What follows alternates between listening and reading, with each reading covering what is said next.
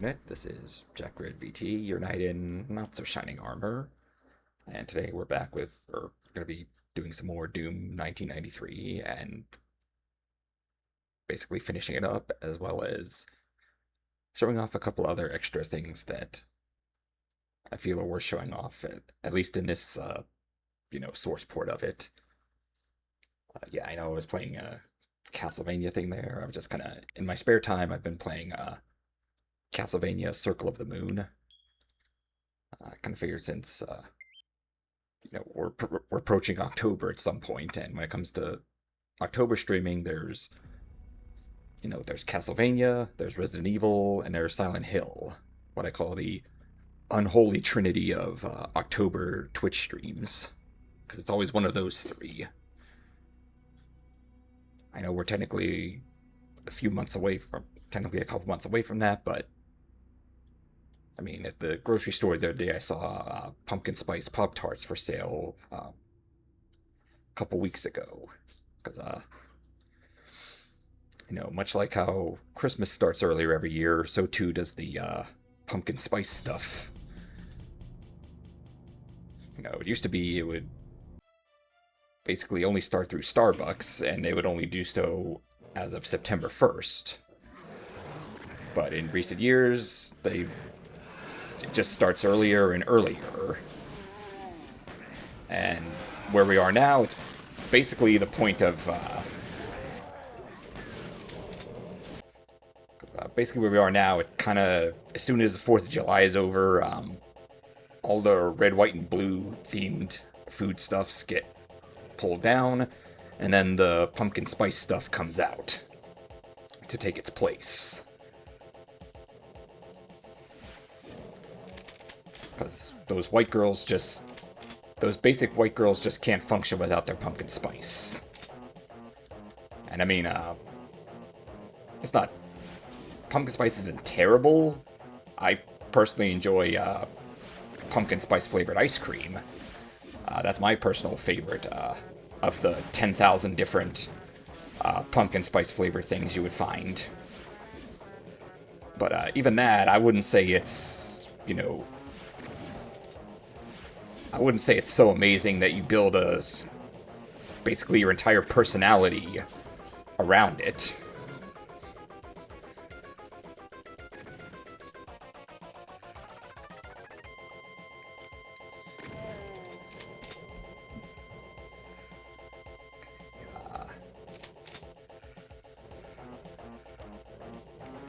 But anyway,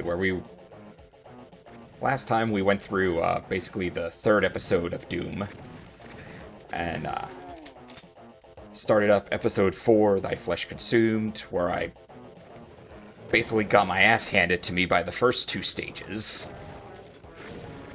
Now we're at EP4 M3, Sever the Wicked.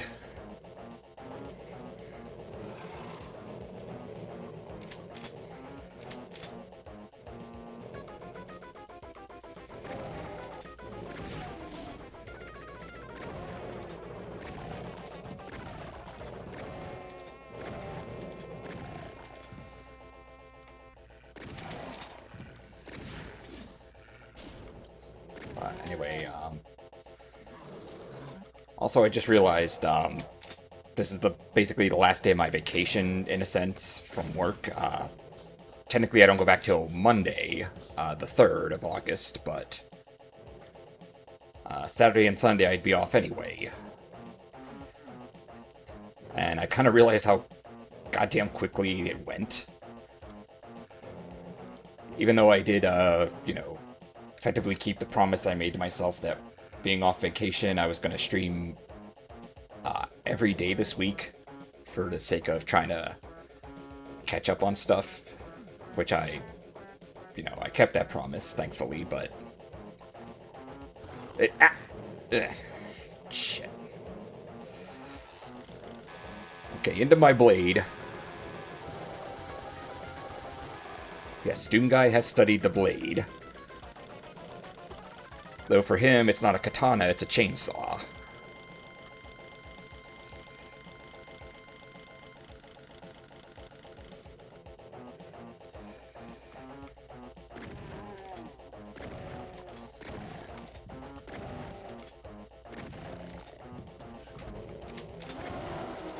Oh god. Freaking barons.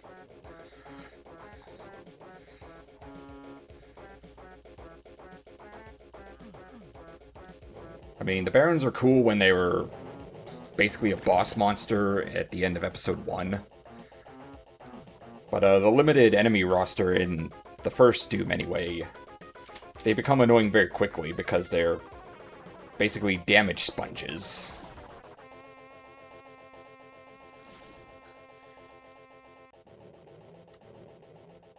For comparison, most enemies like the Zombie Man, the Shotgunner, the Imp, one well-timed shotgun blast will put them down. For the Pinky Demon and the Lost Souls, 2 will take them out. Then we have the Barons, who take about 15 shotgun blasts. And that's assuming you actually hit them properly.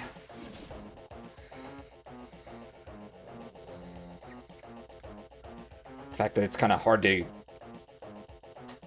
their sheer size and the damage output they do makes it intimidating to kind of get close enough to them to pelt them properly with the shotgun blasts.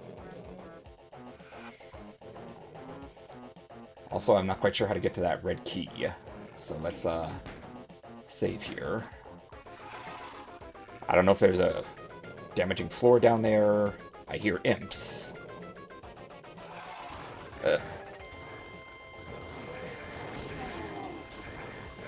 Okay, so it was a bunch of enemies and a damaging floor.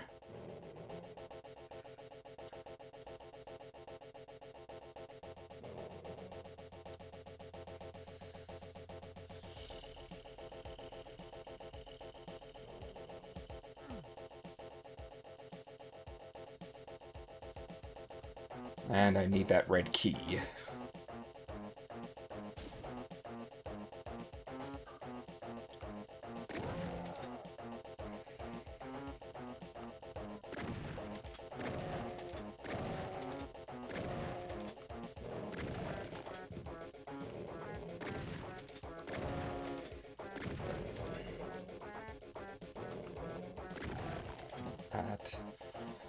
Pick up those bullets.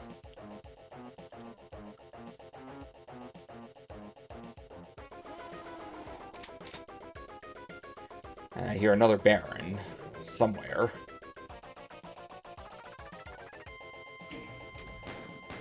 Let's try this.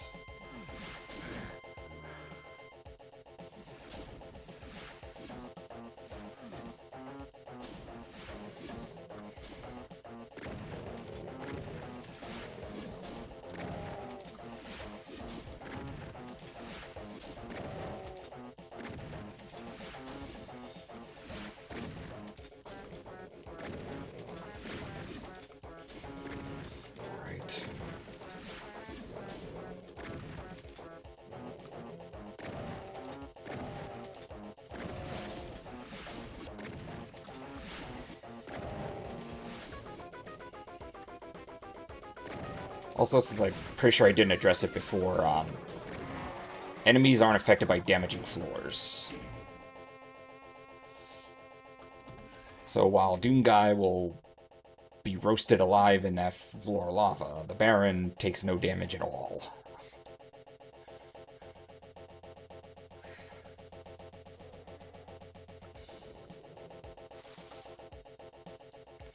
And I hear enemies tearing themselves up.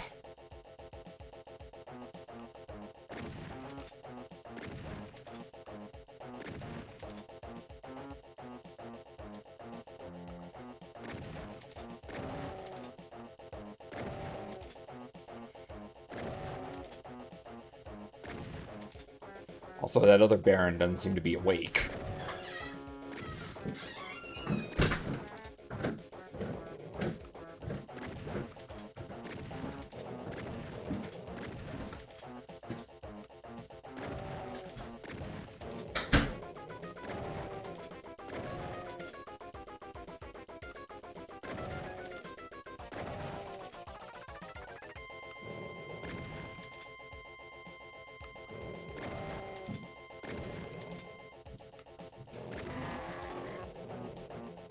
Alright, there's one down. Except I think I go here, there's two more. Either that or he kind of went back to sleep after, before.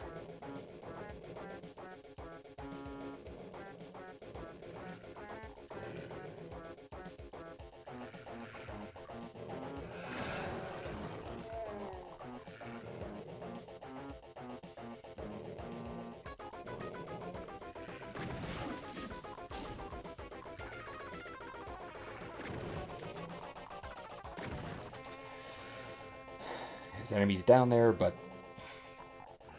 can't really... I can't aim, you know, vertically, or horizontally, rather. I can't reach them.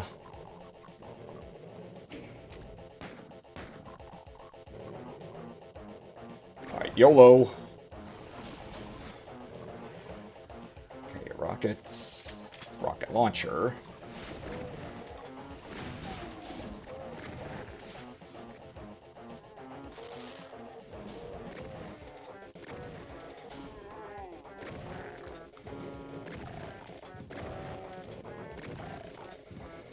Flip that. Whatever that does. There's a Baron.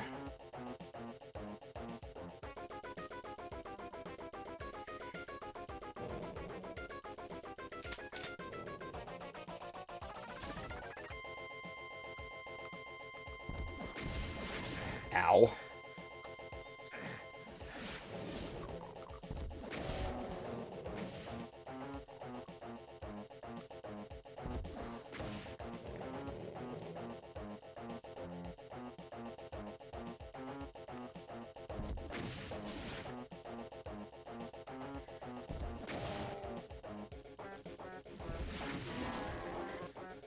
Okay.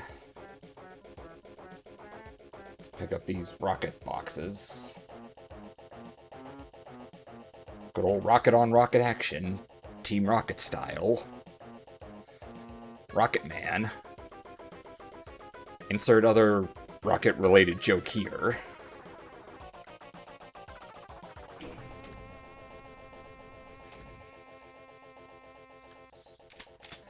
Okay, we've got the Red Skull key.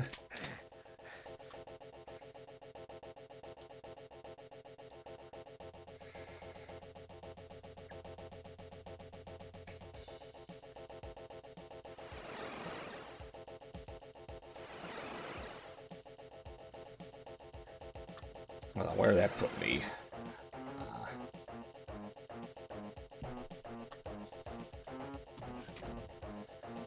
Oh, good. Medikits. And, more rockets. Ah, god damn it. I woke in a Baron somewhere.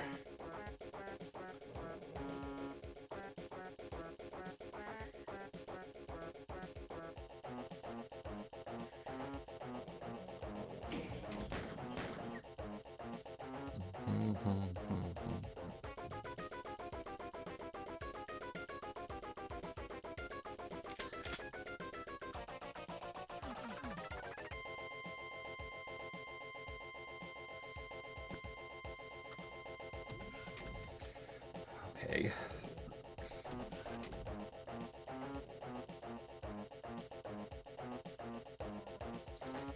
Okay, shells.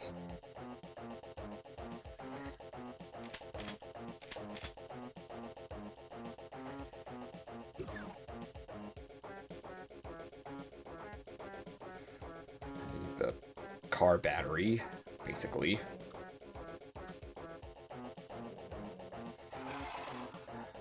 Blue key.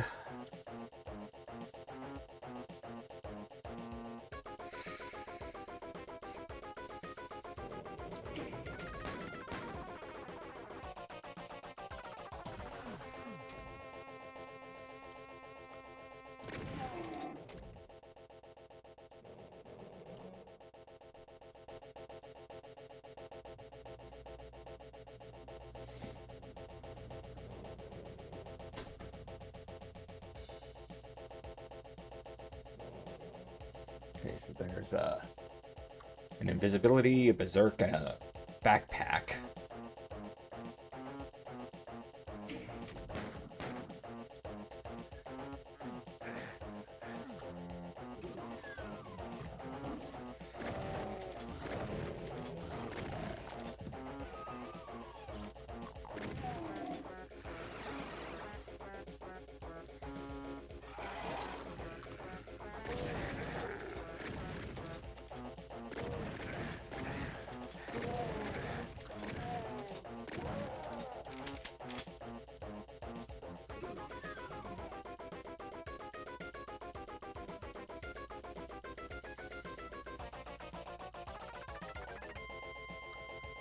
Okay, so that's the exit.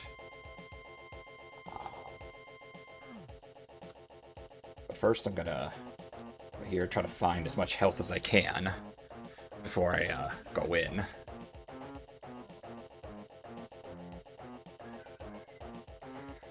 So grab this invincibility. Get berserk, backpack.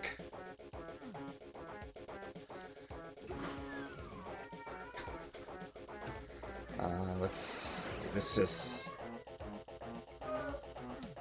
teleports us up here.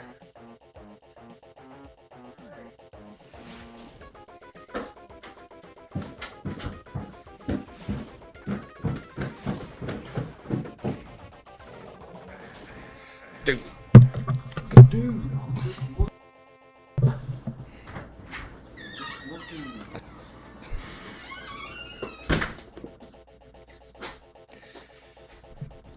Okay, sorry about that. A little interruption there. That was my nephew poking his nose where it doesn't belong.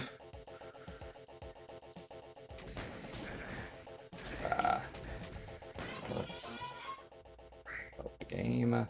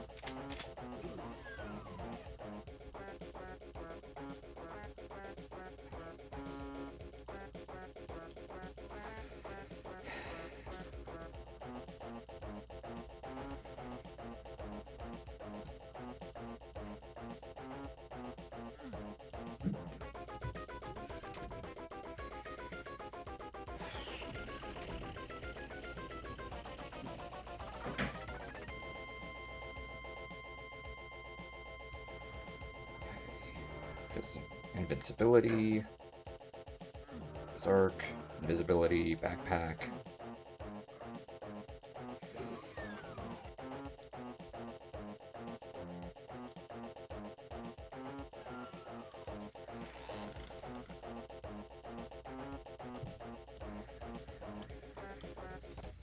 Okay, and that's the end of Sever the Wicked.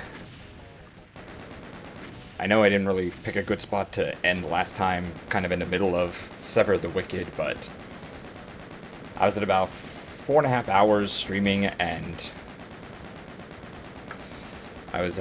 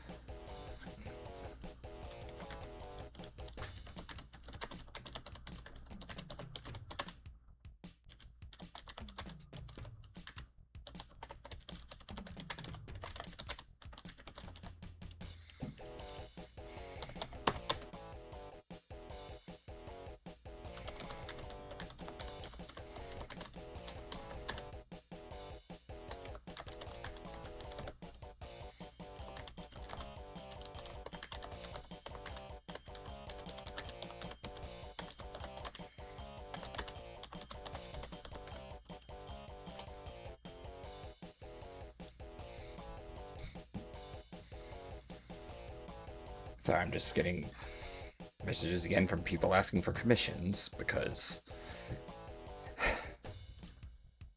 apparently when you do streaming stuff, you just exist as a piggy bank for people to squeeze whenever they damn well please. What the heck is that? Whatever.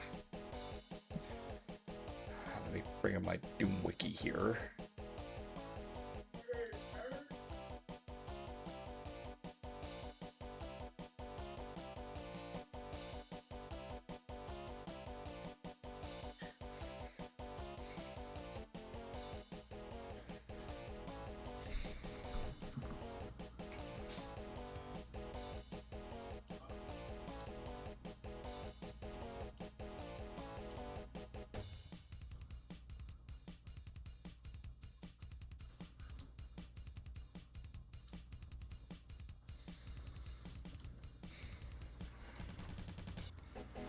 Okay, so par 215, whatever.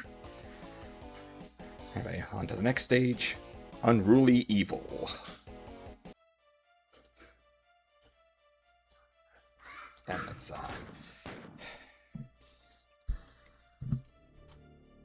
hear commotion going on upstairs. My nephew went into I have multiple nephews, but the 20-year-old nephew went into the garage, probably to do some car stuff.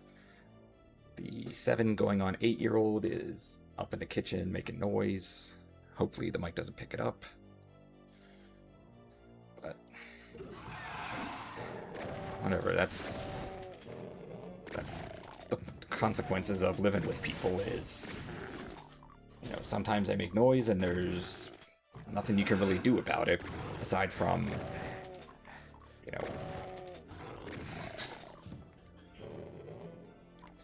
trying to not make asking them to potentially be a little quiet when you're doing something. Or in the case of my 20-year-old nephew, understanding not to stick his nose where it doesn't belong. Because where I stream, it's kind of, my living arrangement is kind of hard to explain, but basically where there's, from the garage, there's a door leading into the room where I'm streaming. Then there's also a staircase that leads up to the kitchen area and the rest of the house. But between that, there's also, again, the room I'm streaming in, and then a doorway leading to my actual bedroom. So I prefer to think of this room in between as kind of an extension of my area of the house, and that, it's mine, and, the rest of the family should, be mindful if they have to go through it. I can't exactly stop them from going up or downstairs if they have to go through down to the garage or whatever. But I did explain to them and tell them basically, if you see me at the computer, if you see, regardless of whatever it is I'm doing, whether I have the microphone active or not, whether I have headphones on or not, or even if I'm just sitting at the desk chilling and not actually doing anything, just, pretend I'm not here, and, if I need to talk to you about something, I'll, pause. I'll hit the be right back thing, mute the mic, and then, talk about it. Talk about whatever, but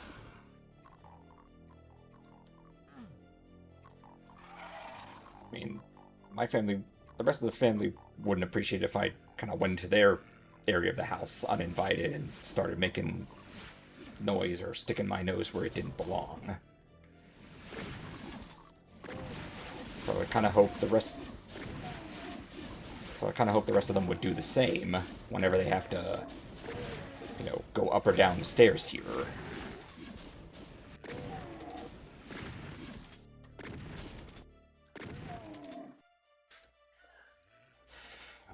Okay. Only 60 enemies, so yeah, this one's pretty short.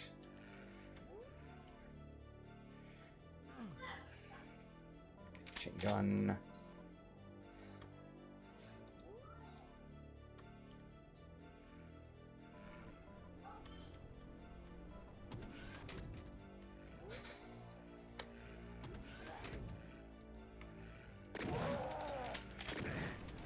Okay, there's the red key.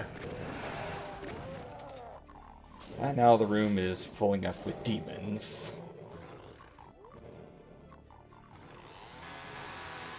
Yep, walk into my blade.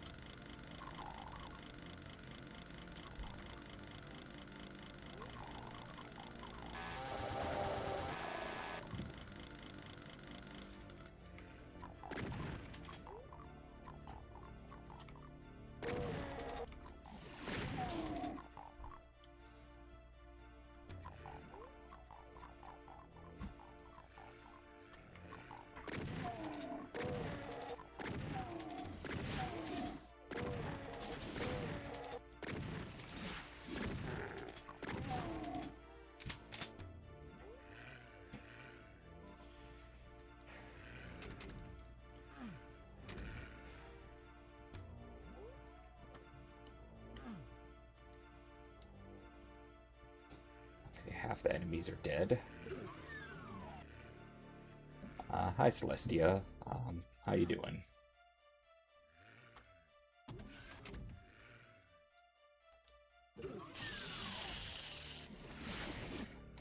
Okay, Cacodemon. 2 Cacodemons.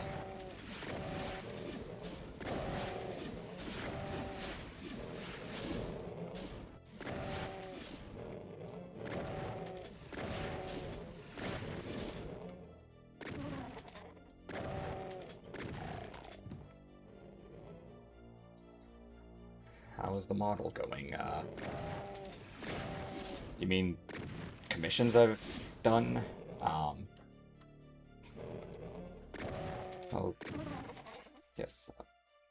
Well, despite being on vacation, I haven't really had time to try them out yet.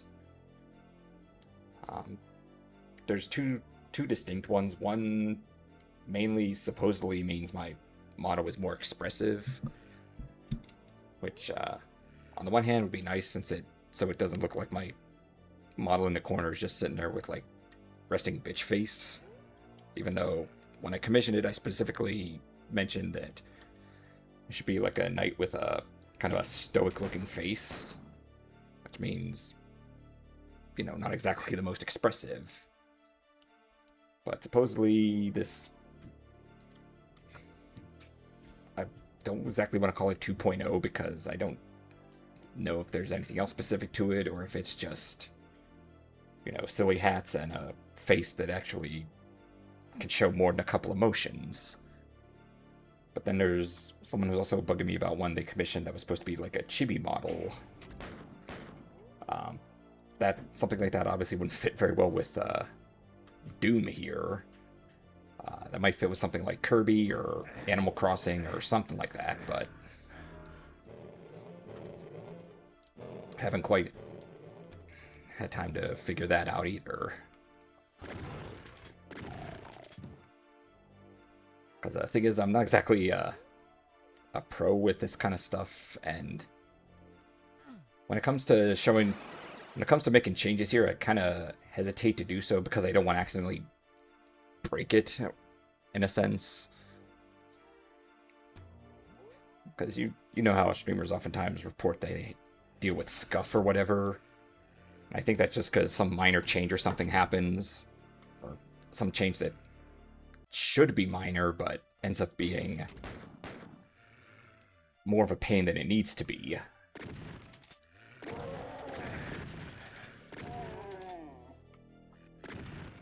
I like to see Animal Crossing. I mean, I like Animal Crossing, but that's not the kind of game I would do for streaming, mainly because I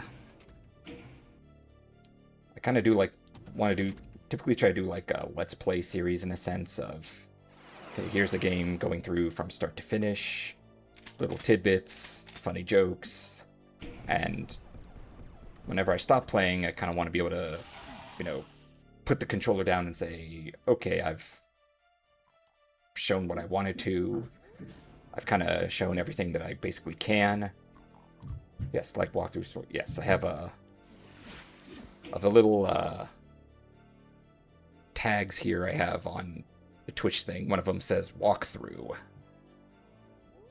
Mainly for the point of showing off stuff here, so while I enjoy Animal Crossing and games of that nature, they're games that technically don't have an end. You kind of just stop playing whenever you get bored of it. And I feel that I mean, if you like that kind of stuff and you want to stream that kind of stuff, more power to you.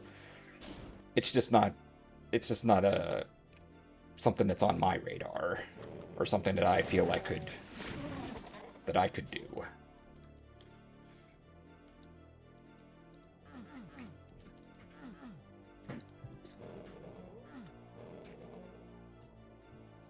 Okay, let's flip that.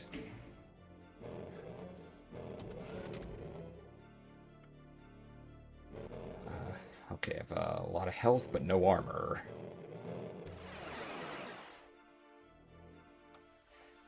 Screw it. I've dealt with worse here.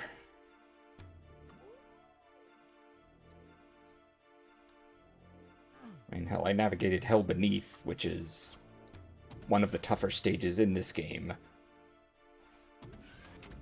I'm sure I can figure out how to find armor or whatever on the next stage and bounce back. Except, I gotta figure out how to... Okay, this Cacodemon is not moving. That's funny. Oh well, if he's not gonna put up a fight, he's gonna die.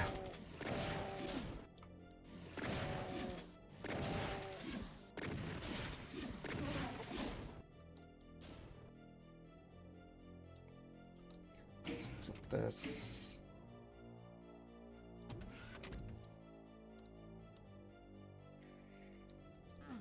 Huh. Oh, let me pull up my wiki here to see how I... What's that area? Switch.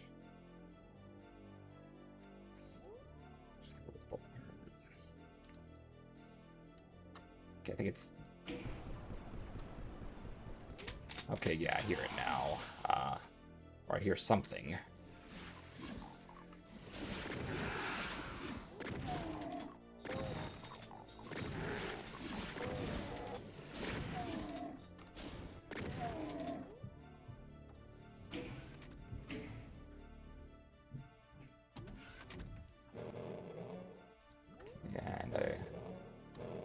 Again, I think this Cacademon's either glitching out or simply stuck on a corner or something. So...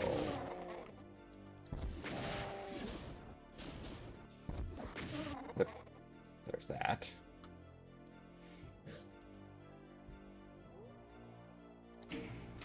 Let's save here. Okay, and that was Unruly Evil. Pretty short map, but sometimes I prefer, I don't know, the map length kind of jumps all over the place, so I can't really say for sure which one's my personal favorite type, if it's, something short, sweet, or something long. I just want to, personally, I just want to get to the end. And now we go to the next stage. They will repent. Okay,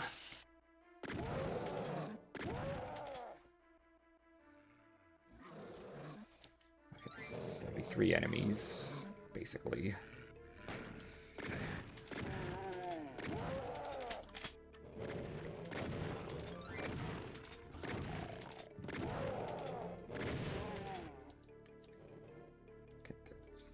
that. Pick these up. Save.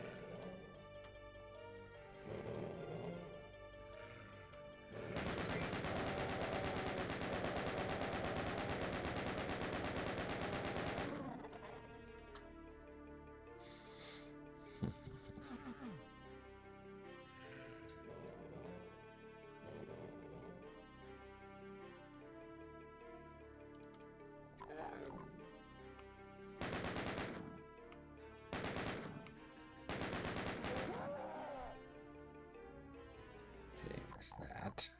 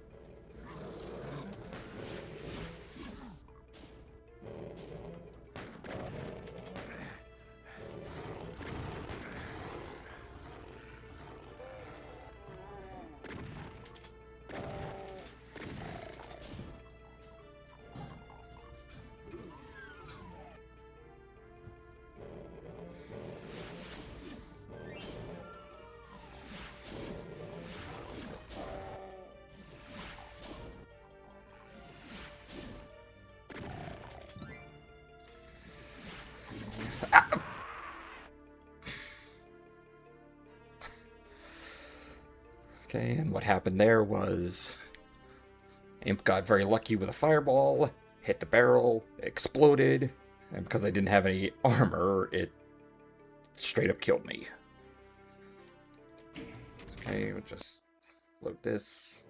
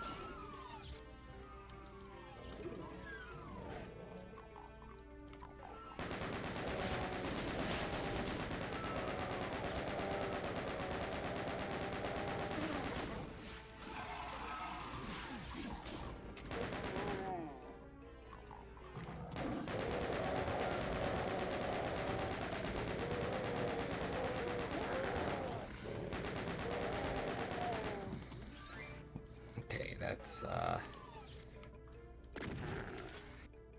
clear out a good chunk of these guys.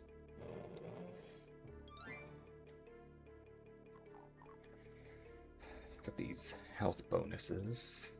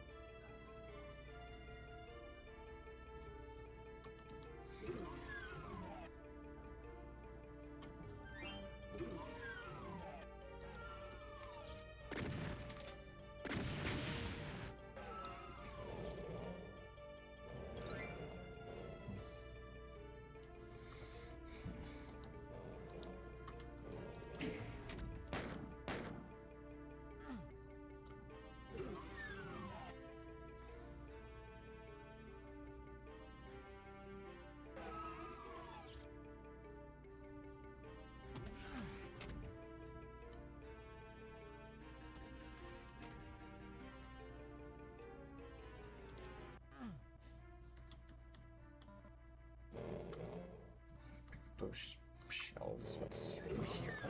The Pinky Demon.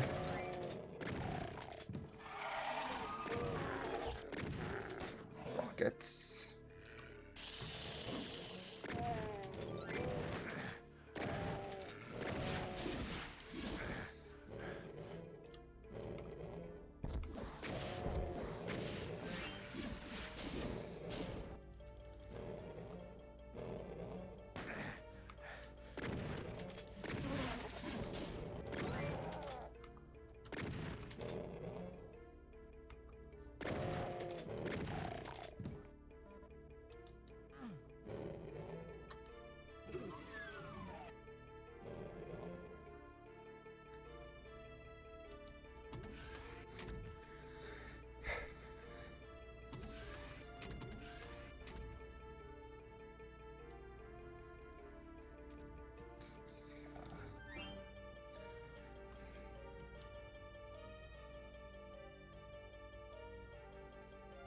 Gotta figure out how to get over there so I can get that green armor.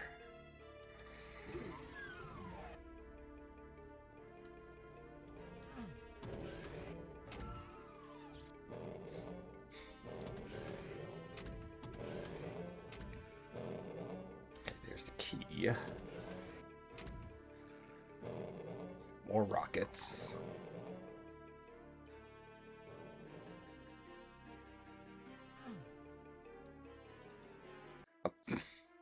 Okay, apparently this is a one-way trip.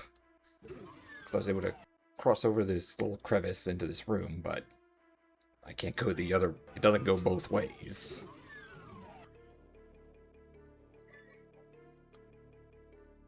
I guess the floor here is elevated just enough to allow it.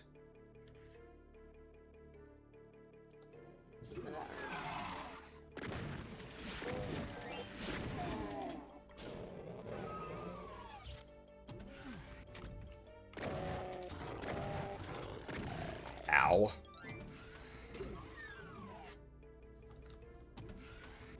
Alright, box of rockets.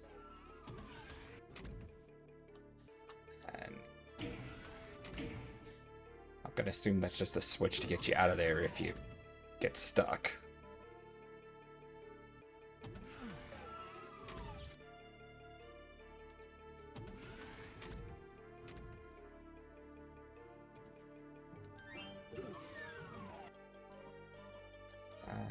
Health bonuses.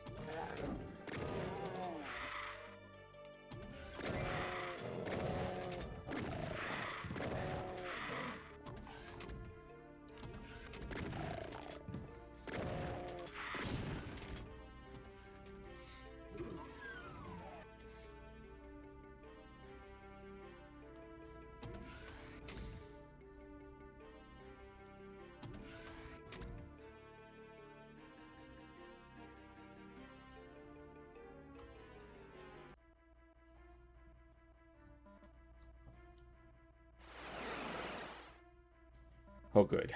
There's the armor. I needed that. More rockets. And the worst enemy to use them on.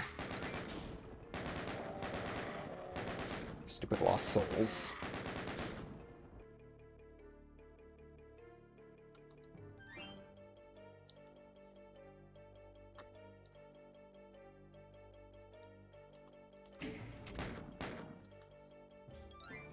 Switch back to the thing so I don't accidentally blow myself up here.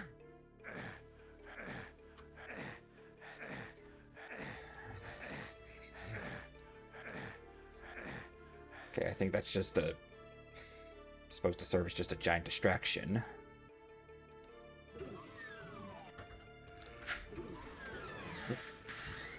Can I look or no? I just want to see what you're doing. What I'm... Listen, what I'm... I just want to see.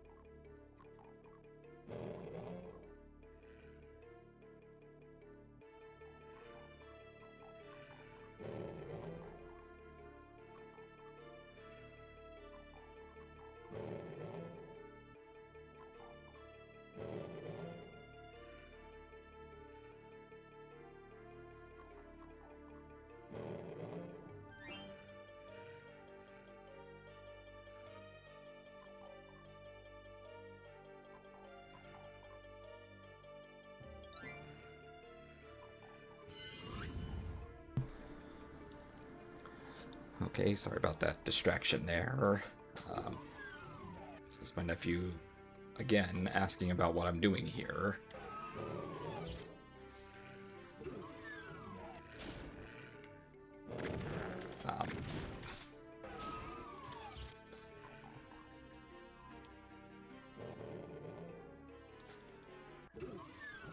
Anyway.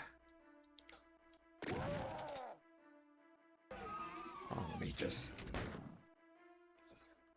Actually, let me load here since there was nothing down in that river of blood. Let's just pretend we didn't have to navigate it.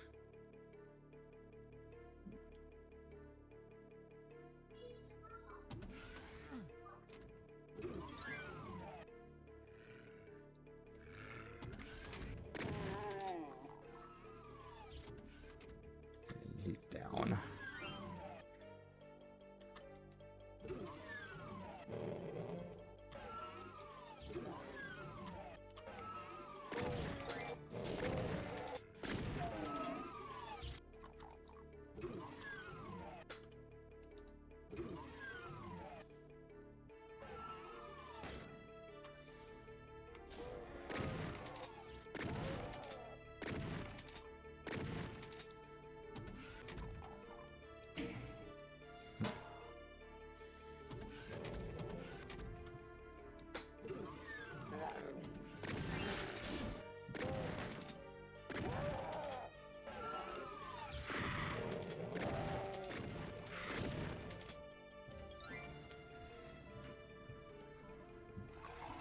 Cool.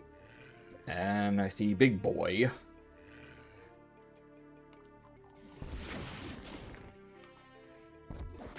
So that's why they gave us these rockets.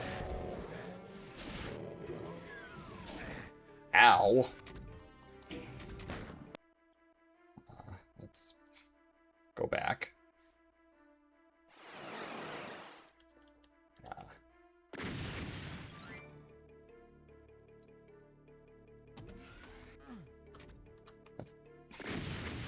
Let's just get rid of these barrels because, I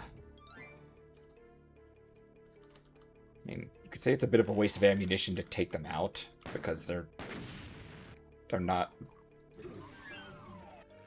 since they're not going to actually do anything unless we attack them, but if I gotta backtrack and an enemy follows, I don't want to risk them accidentally shooting it and blowing me up.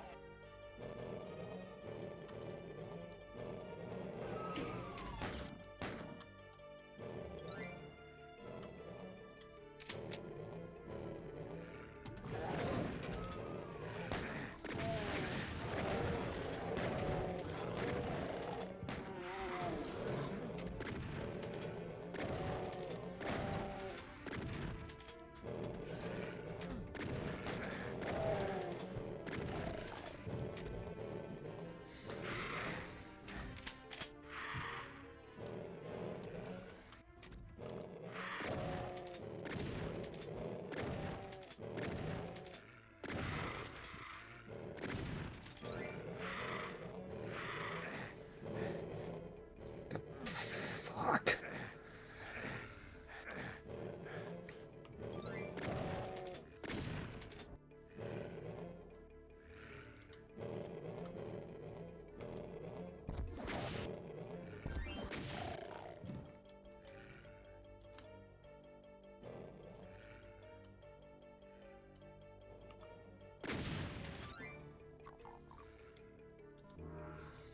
Okay, radiation suit. Supercharge. Or soul sphere.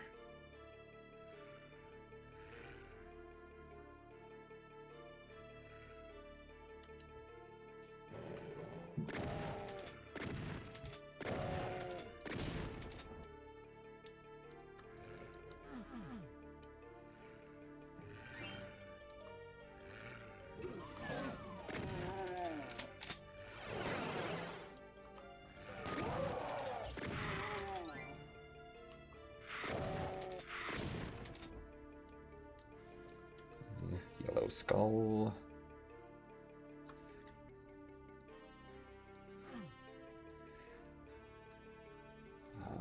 Let's see, stairway.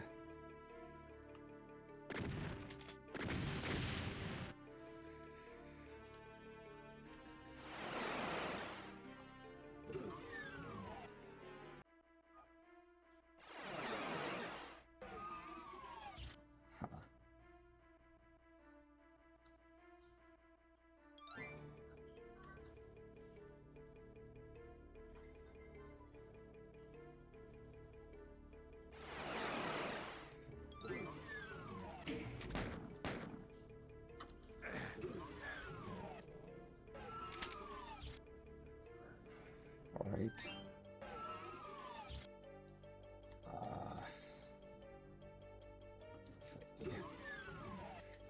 As much as I would like to get that BFG, I'm not sure how to get it, so whatever.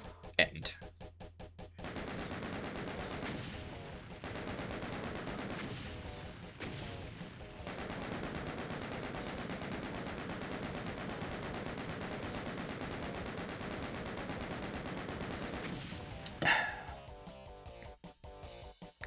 Okay.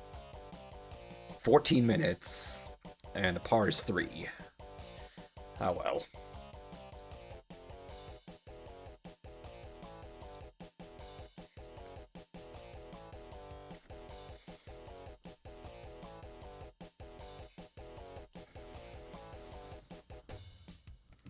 Right, on to the next stage, against the Wickedly.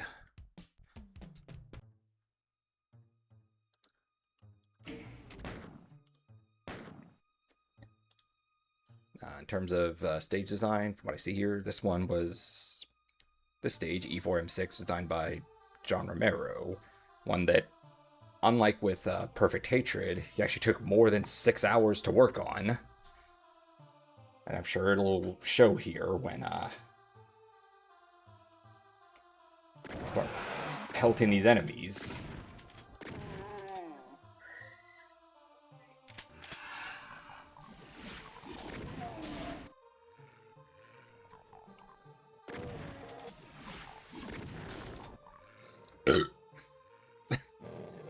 Burp.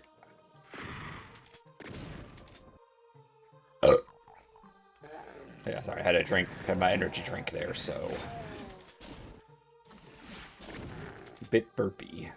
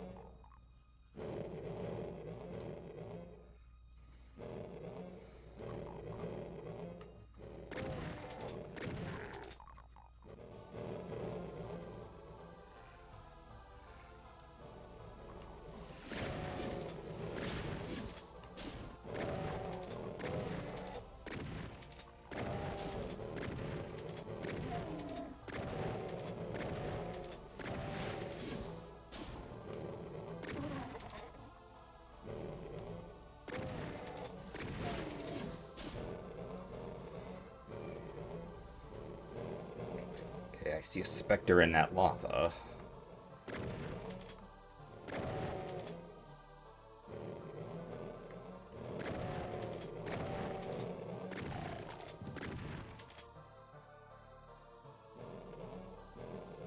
Okay, I see another one.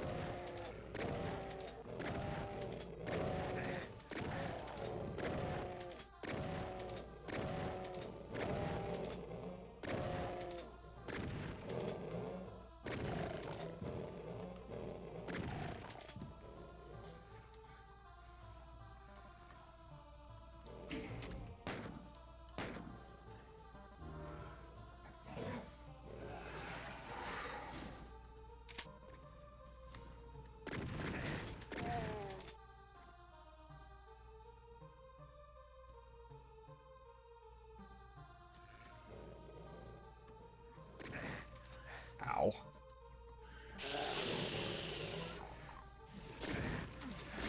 Damn leaky radiation suit.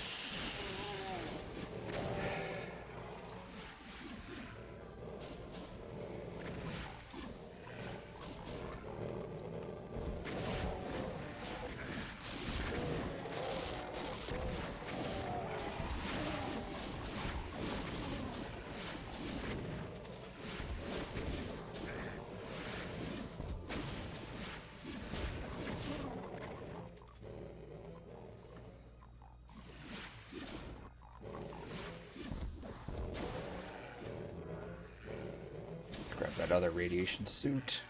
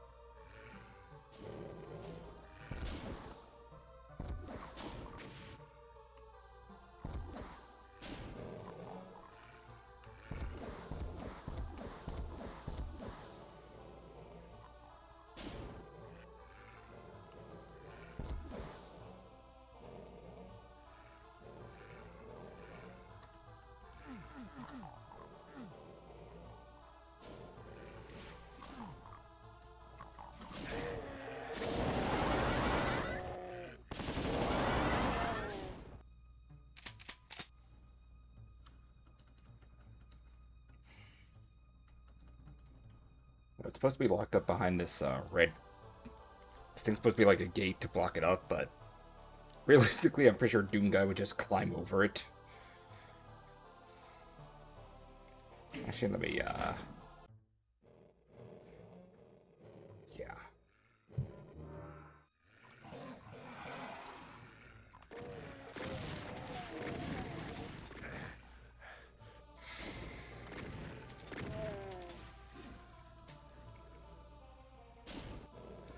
Actually, let me get the big boy out here.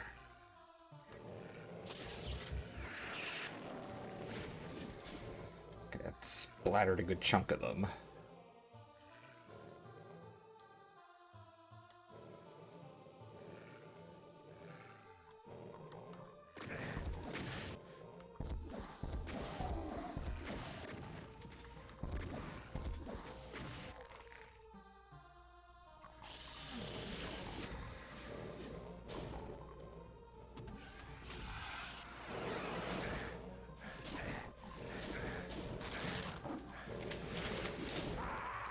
Okay, that was, bad.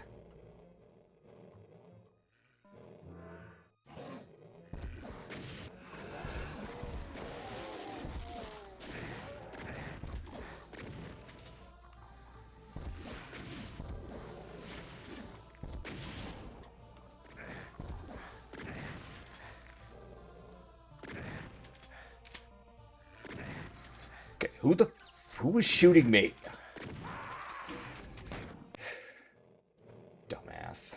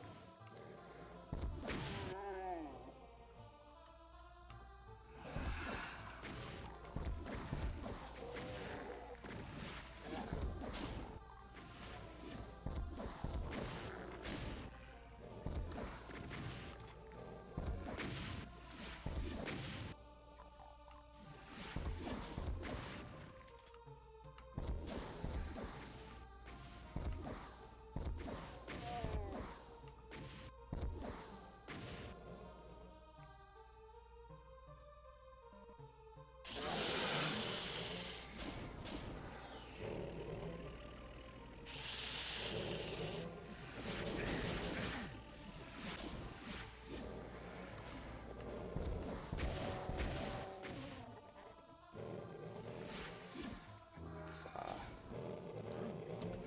take that.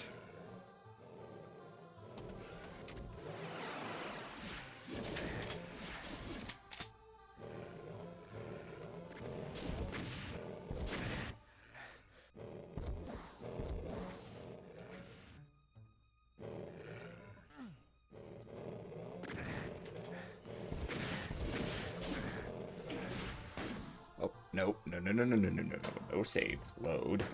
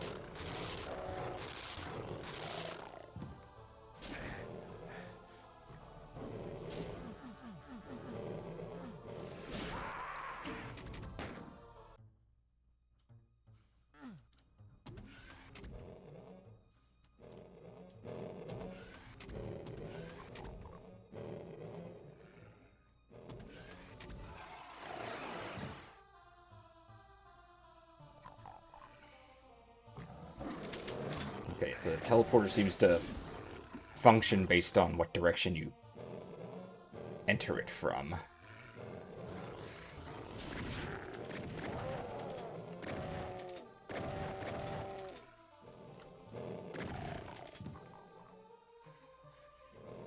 That's,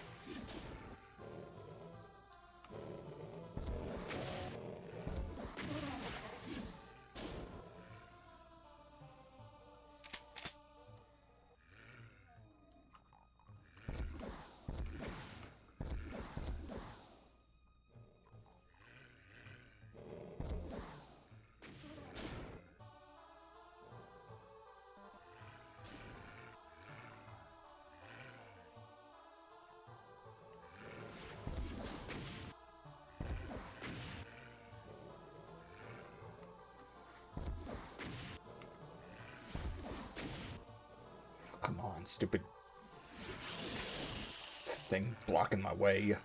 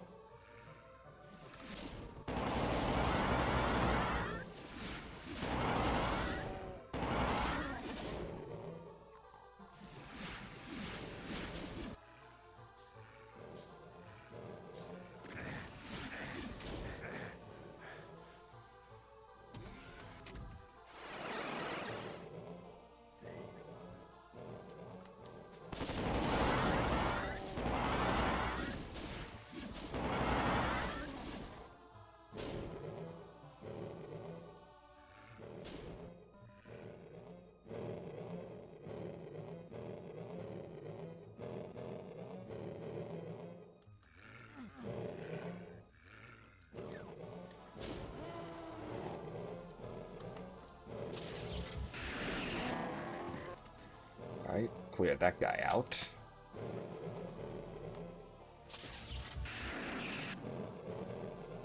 And I think that didn't do anything.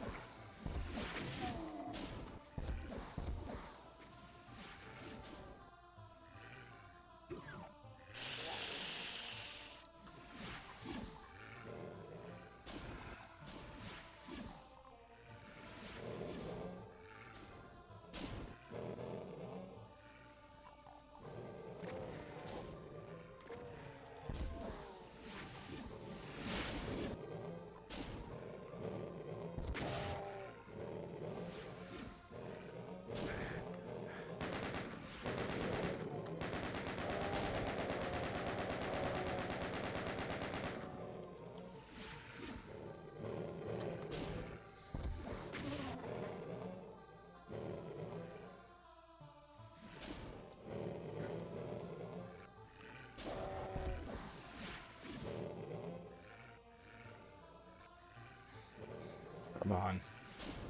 Walk into my path.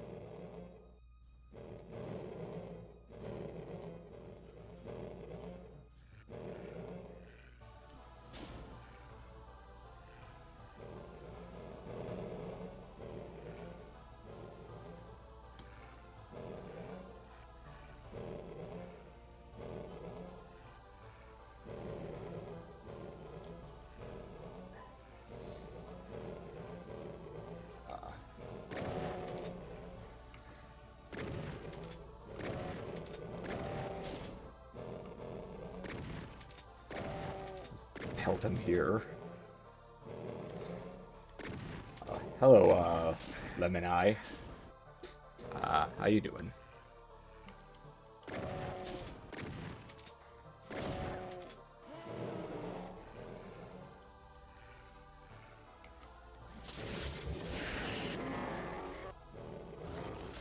Oh, damn it.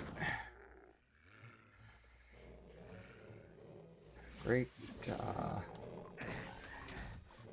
about you? I'm doing fine, except, they just kind of kicking my ass.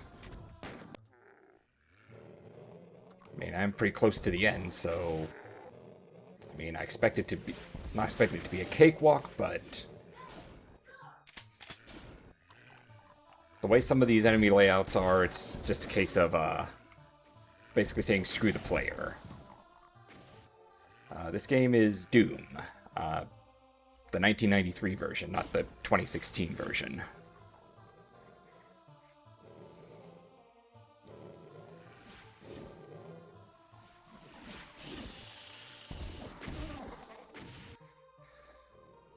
I got... Let's play Ring Around the Rosie with this stupid, thing here. Is it fun? It can be, it has its moments that are pretty unfair, though.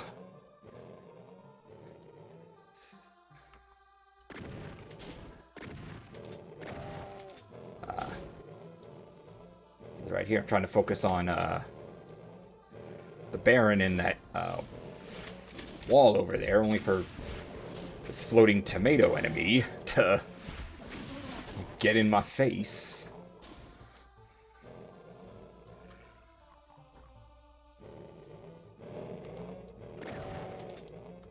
Oh.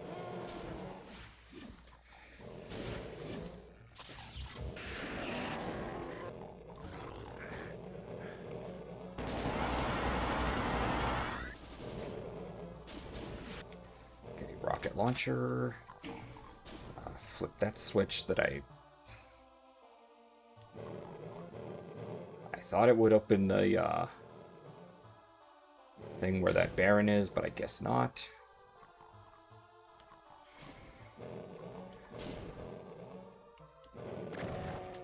Oh.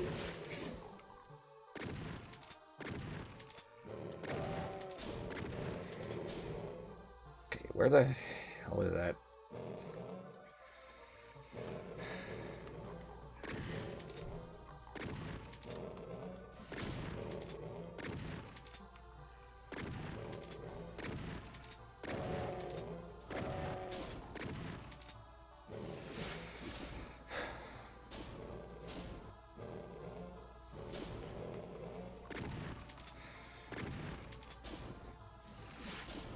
Do you have a death count? No, but it's a lot.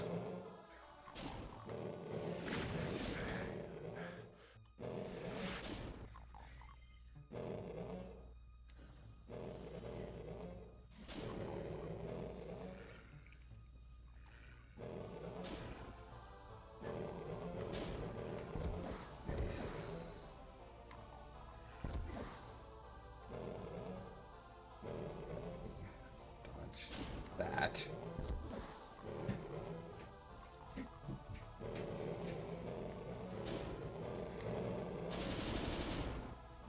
Okay, the plasma won't go through the stupid bars.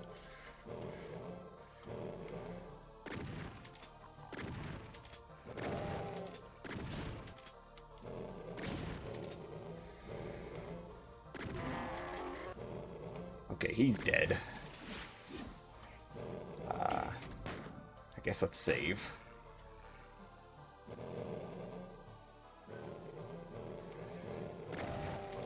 Found this Cacodemon, which is the name of those red guys.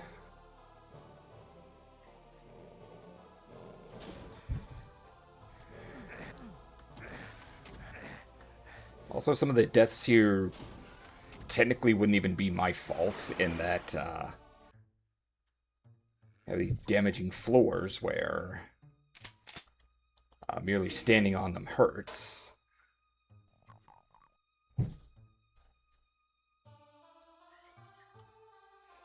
Let's see. Okay, rockets, medikit, shotgun, blue skull, another medikit.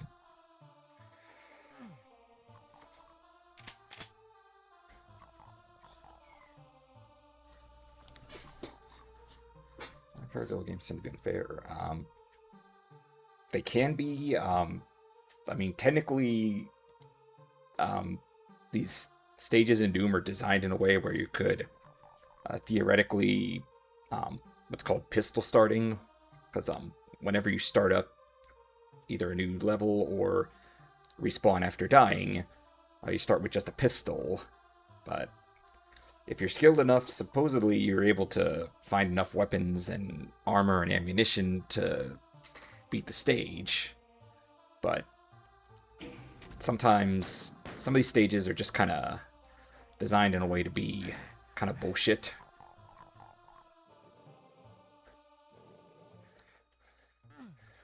Like here, where you can see the floor is lava. There were a couple what are called radiation suits that would allow me to survive walking on the lava floors, but I already picked those up. And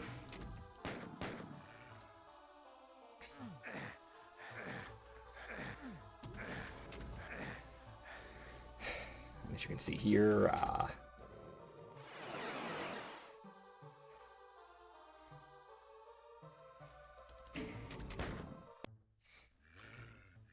and it doesn't really explain it here, but there's 4 different entrances to that red glowing spot that teleports you around. And where it teleports you depends on what way you enter it.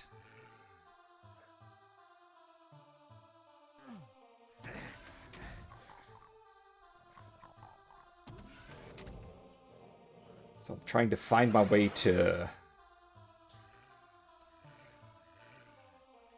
Unfortunately, because the floor is lava, if I stand on it for more than a couple seconds, I'll take damage. And with that, my health starts to dip.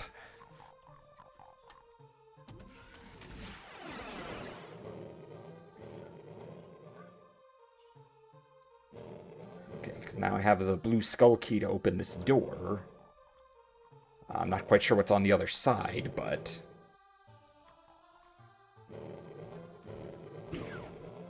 Or it's just a switch.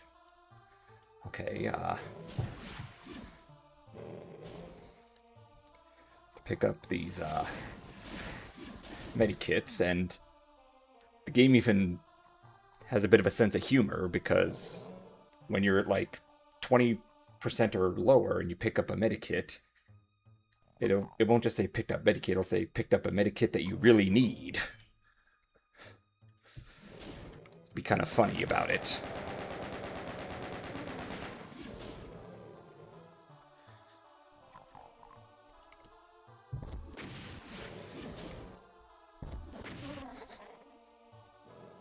Ouch. No, you haven't even seen the worst of it. The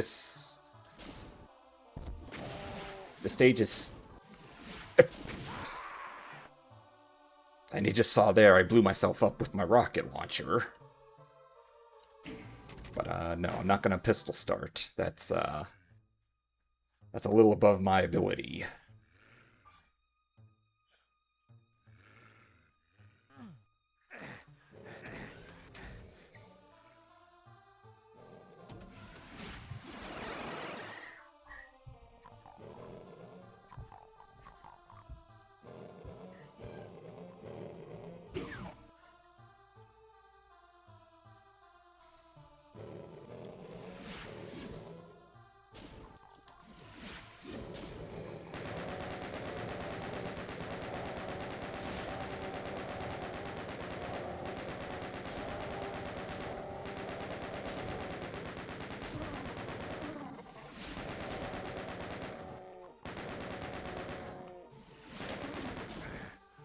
But as for Doom, in terms of, fairness or unfairness, for the most part, it falls into the category of tough but fair.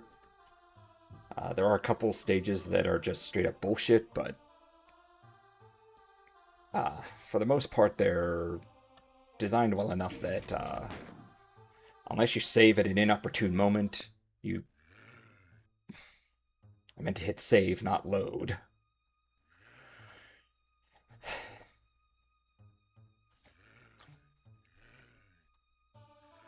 Also, there's a alcove over there that I think if I time correctly I can run to, but...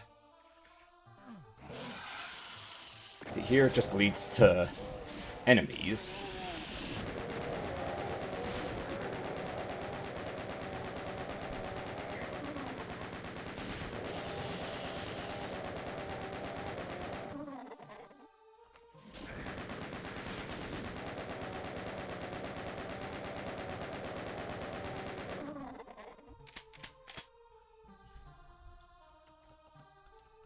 Unfortunately, I don't have the red key here, so I can't get these things.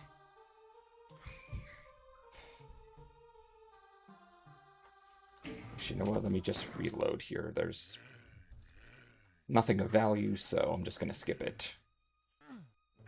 Well, actually, I shouldn't say nothing of value, just nothing I can't.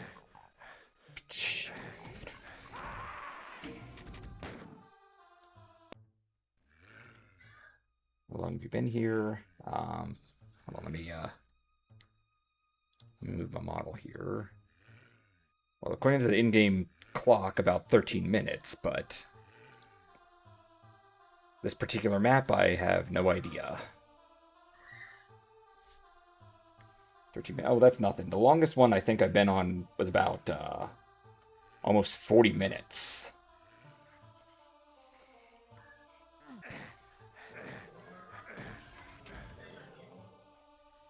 Is that 13 hours? No, 13 minutes. And even then, that doesn't count how many times I've had to reload and try to pick up from another area.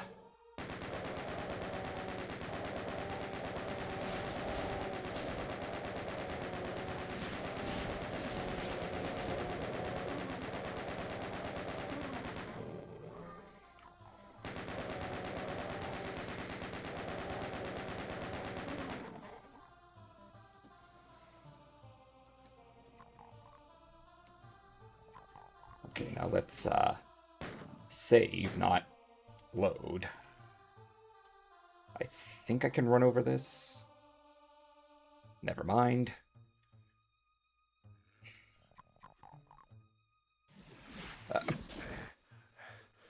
Who hit me?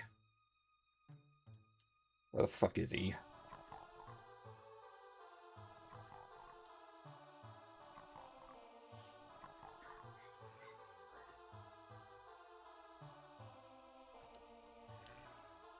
Okay, I took damage. I don't know where the enemy is though.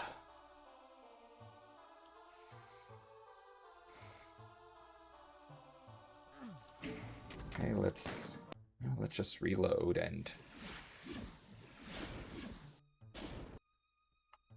I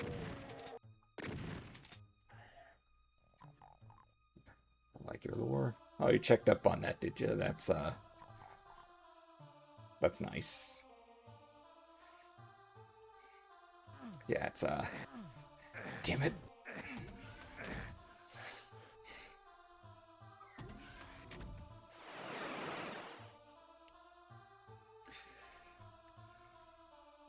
Let's see.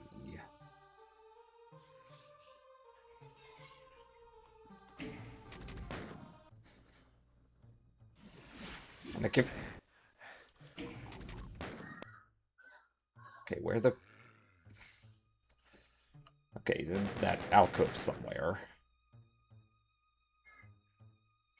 Did I get him? Okay, my cursor's not turning yellow, so I think I got him. So let's just save again.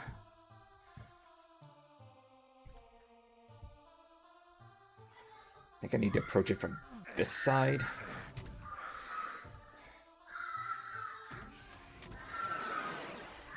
Okay, hold on.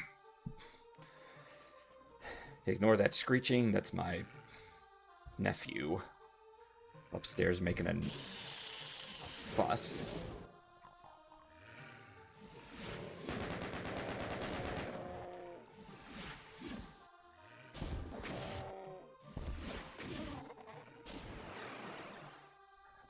Rockets.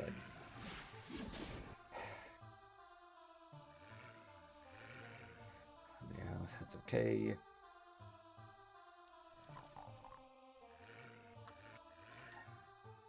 Okay, I have the yellow key. Why won't this gate go down?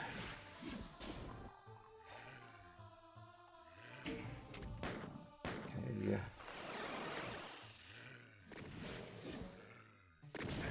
Ow. Yeah, this can be a challenge. Okay, radiation suit, which means I won't be taking damage from the floors, or at least not as much.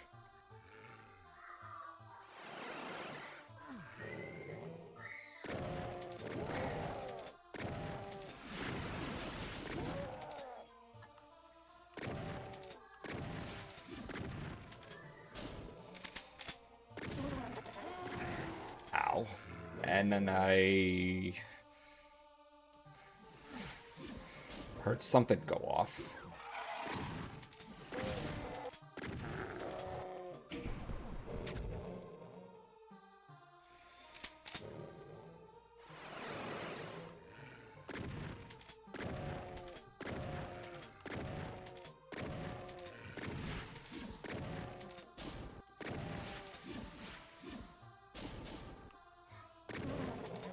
Why is the Earth lava in the first place?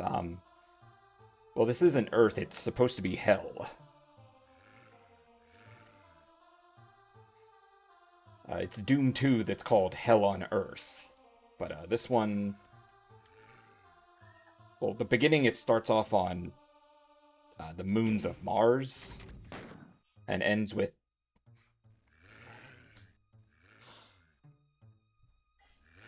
I keep switching up save and load.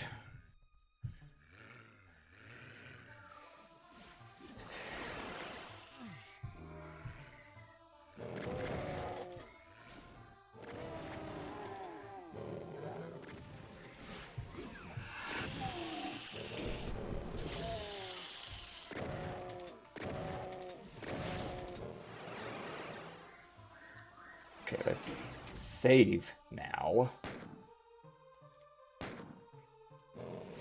Focus. Yeah, I can do it. It's just, it's...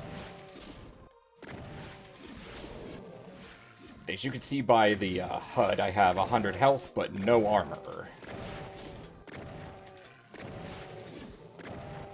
And these demon attacks are pretty powerful. So if I'm not careful, I'm gonna get shredded in only like 3 attacks.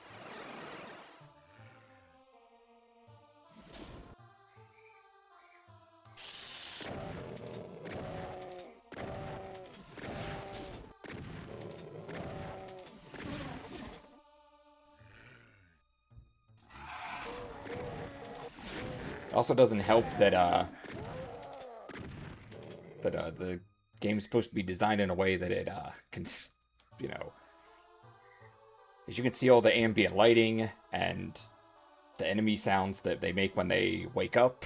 It's supposed to, you know, intimidate and scare the player.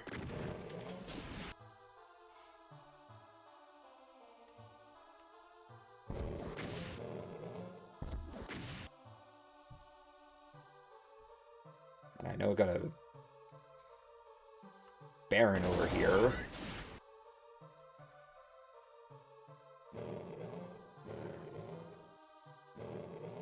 He's stuck on a corner or something because he won't come around and let me splatter him with rockets.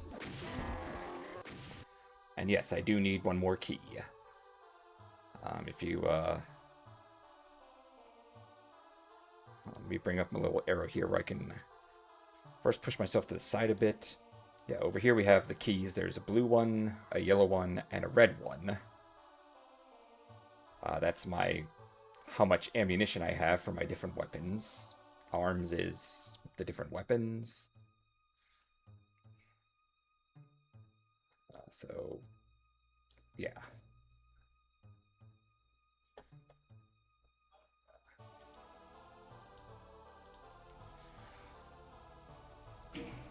Let's save, not load.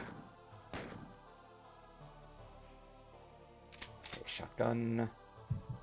Rockets. Red key.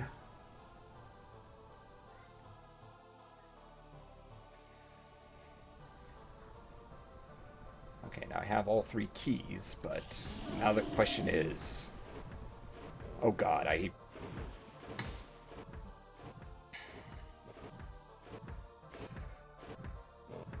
Yeah. Hear that stomp, stomp, stomping? That's, That's basically a, 15-foot tall rocket launcher stomping around looking for me.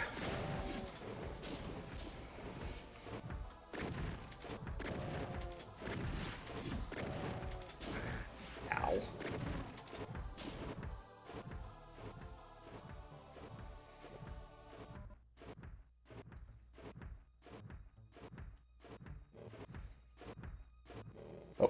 there he is. The Cyber Demon.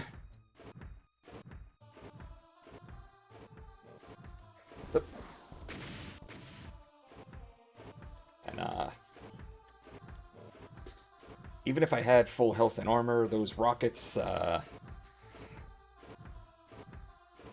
basically any more than two rockets to the face will end me.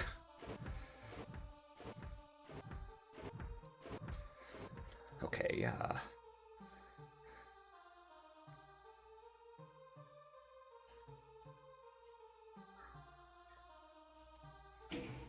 let's save. Okay, and then I have to, cross the lava. Oh, shit.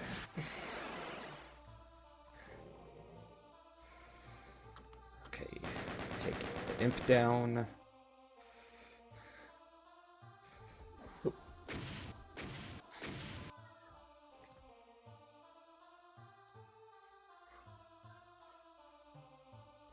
Yeah, it can be funny, except when you're doing this for having to replay it over and over because you keep dying, or, in my case, accidentally loading when I meant to save. That was scary. You didn't see me play the... Because, let me, Because see here how there's effectively E4 M6 against the Wickedly. You didn't see me play E4 M2, Perfect Hatred. That stage is, in my opinion, the worst in the entire game.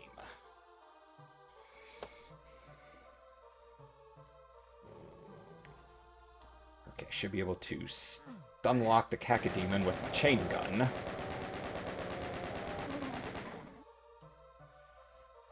Medikit. Okay, that should lower the... What chapter is this? Here. It's basically chapter 4. E4 means episode 4, M6 is map 6. So you can think of it like Mario stages, just call it, 4-6. But now that I've hit that switch, I should be able to... Okay, pick up the shotgun. Over here now, where I can get the Berserk, a bunch of energy cells, and the BFG 9000! Which is good because if I'm going to take on the Cyber Demon, I need that stuff.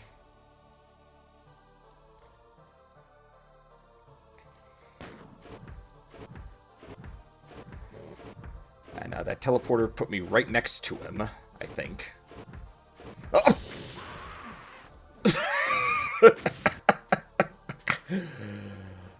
Yuppie. Yeah, but, see, it wouldn't matter, because, even if I had a full... Yes, yes, that is kind of funny when it, surprises you, but, thing is, even if I had 200% health and 200% armor, that rocket would have knocked me down to like 60% health and 60% armor, pushed me down into lava, or would have had to scramble to make my way back, and probably would have died anyway.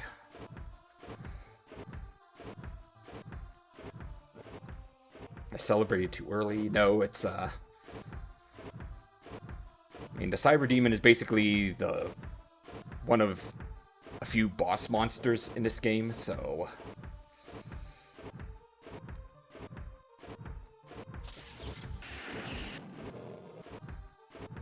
And, I keep accidentally messing up here where I mean to fire it, but I end up swapping weapons. And...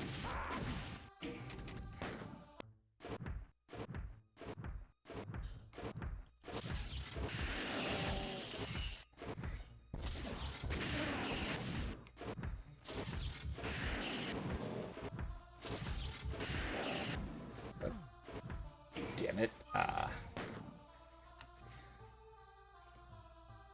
Against the Wickedly. Let me actually make a second save just in case I mess up and what have you. And,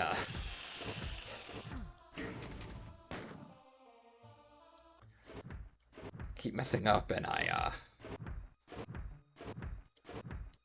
no, I'm supposed to be hitting ZL or ZR on my controller, but I keep hitting R by mistake.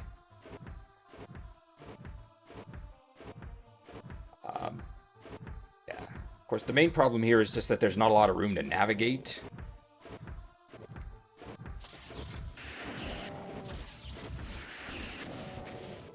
If I had more space,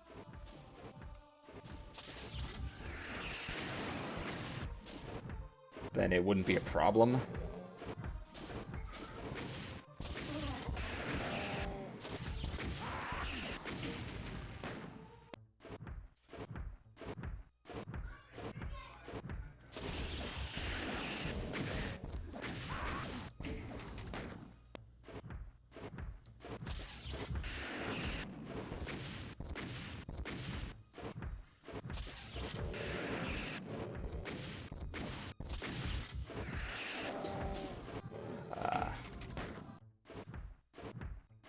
I would rage quit so bad.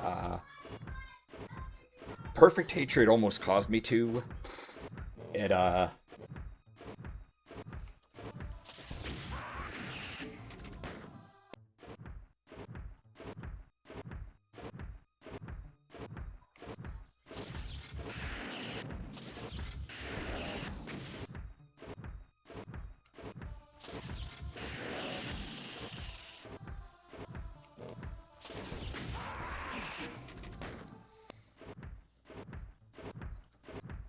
yeah, it's the lack of space that makes this a challenge. Cause the first stage you fight the Cyber Demon, it's a wide open area with plenty of room to dodge his rockets.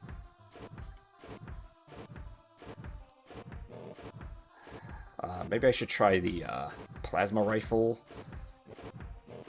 Maybe I can fire quick enough to stun lock him.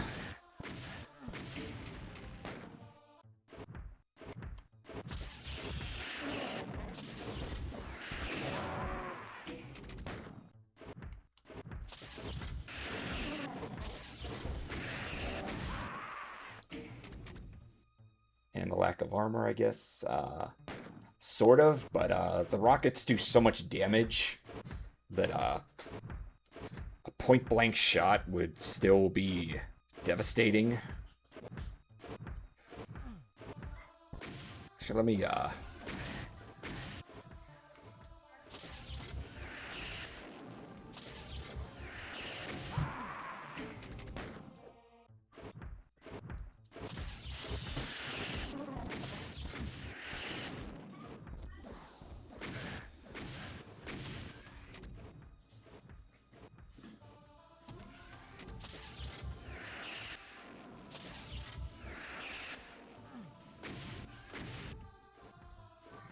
Fortunately, from a distance here, this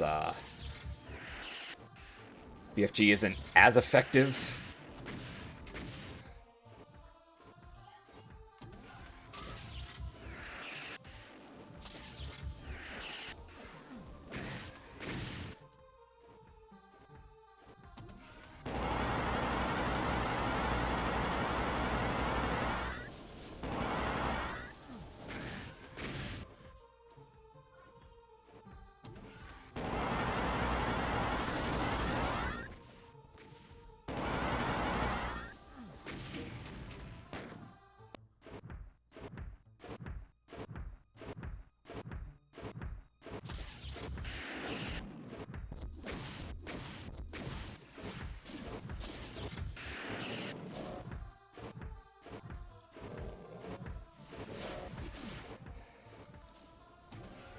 I think I'll have to stand here and just kind of,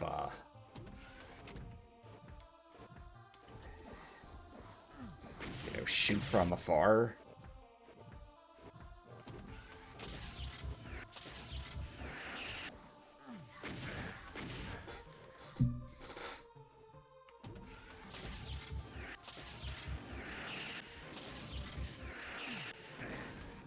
Unfortunately, I can't even tell if it's hitting him.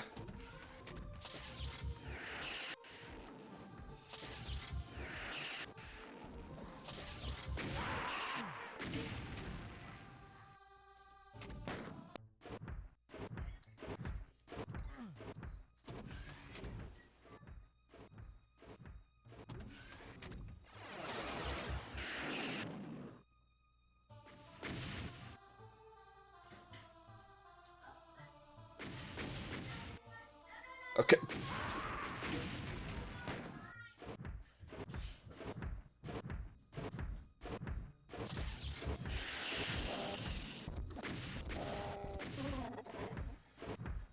I think we're hitting him. Well, the green particle effects let me know that I'm hitting him. The thing is, I don't know how much it actually is hitting him. Because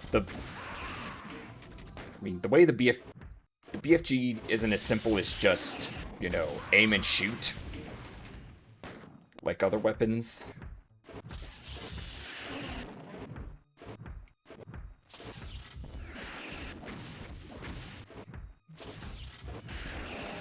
Because, for one, it does shoot a giant green ball of energy, but then there's also 40 invisible tracers that do extra damage on top of the big ball of energy.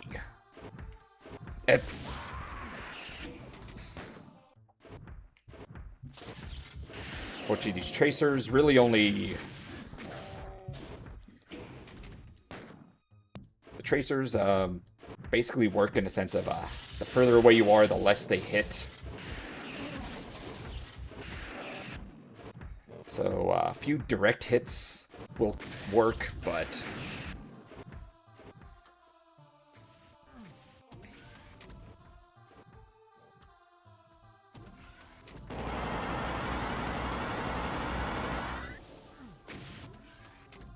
I know he's getting a bit stun locked, but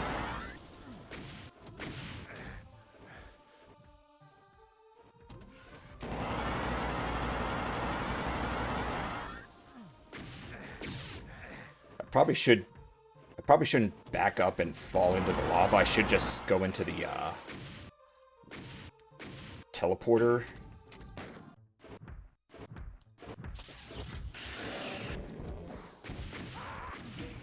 Yeah, the game has pretty deep mechanics for 1993. And especially considering it was a very early FPS.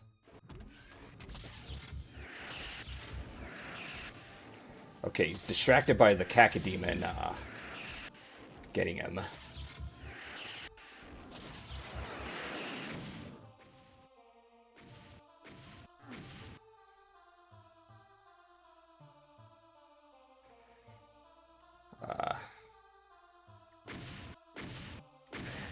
Ow.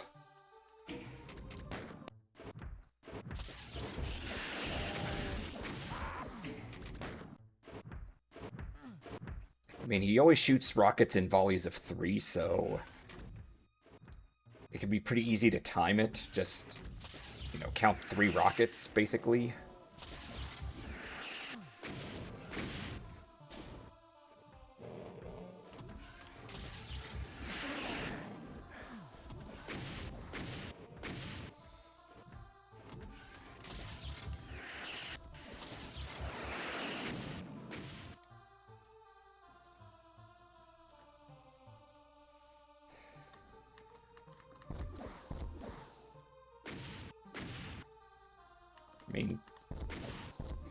When it comes to the Cyber Demon also, the game tends to give you a lot of rockets because they intend for you to rocket duel with it.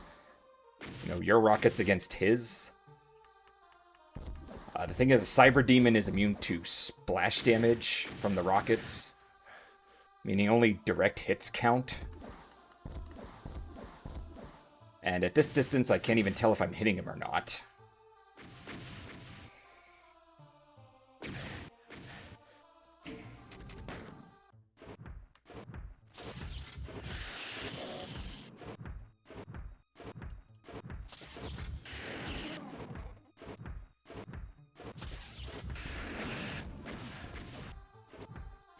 How do you know so much? Trial and error, and looking up videos online that kind of explain different mechanics.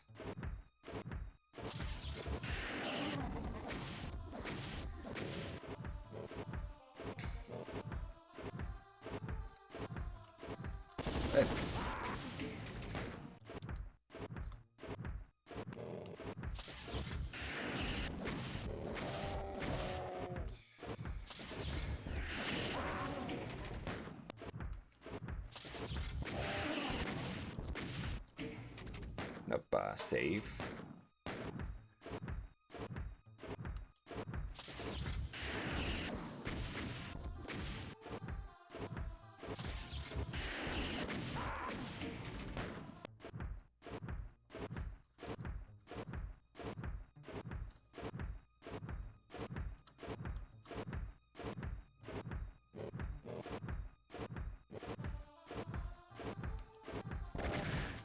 Oh.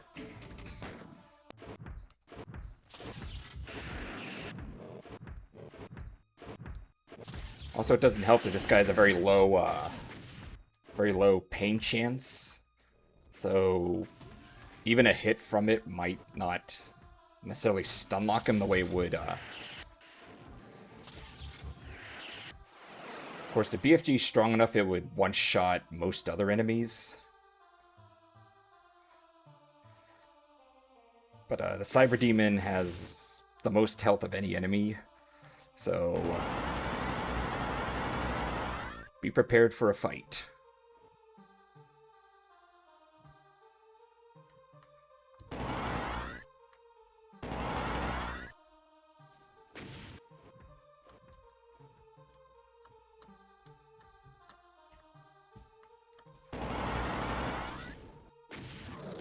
Oh! And I saw he exploded, so he's dead. So let's save here.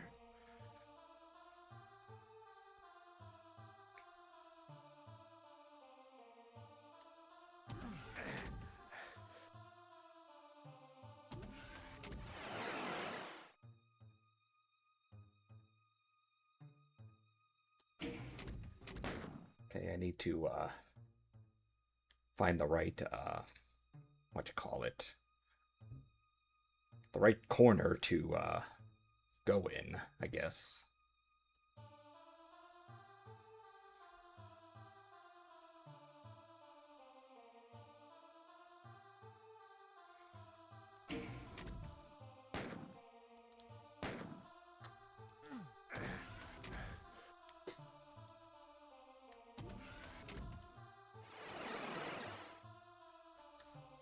Okay, yes, those bloody hooves are all that remain of the Cyber Demon.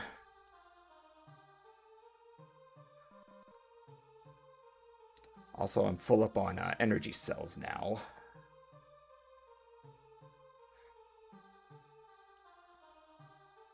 So cool. Cool would be if I could have more health going into the next stage. But, whatever. That was against the Wickedly. And boy, is it wicked.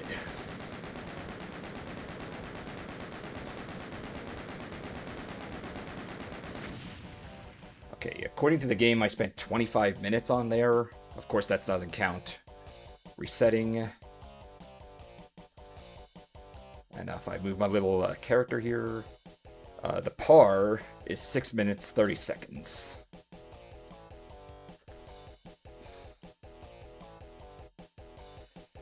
But yeah, that stage definitely sucked. But it's okay. I'm almost there. There's only 2 more stages left. So next one is And Hell Followed.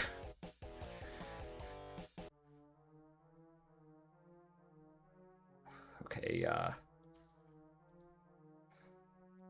thankfully these guys, it says And Hell Followed, except, More like hell left behind. I'm sure nothing bad will happen. Except as soon as I fire a shot, these guys are gonna wake up, and they're going to shoot back. Fortunately, I can take them down with only a couple shots. They're no cyber demon, that's for sure.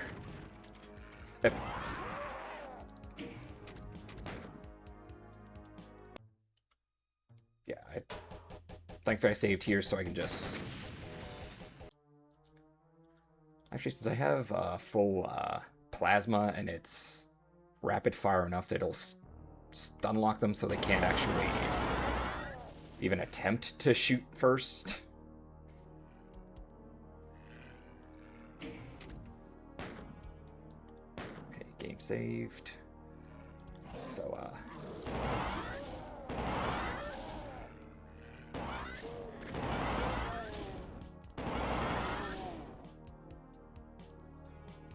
okay, checking my little map here, I can see, how hard is it to get healed? It's not hard. There's plenty of, you know... You'll find plenty of, healing items and armor items and whatnot. It's just... This being so late in the game, not to mention I'm playing on a harder difficulty, some of them are not as easy to find as others. Okay,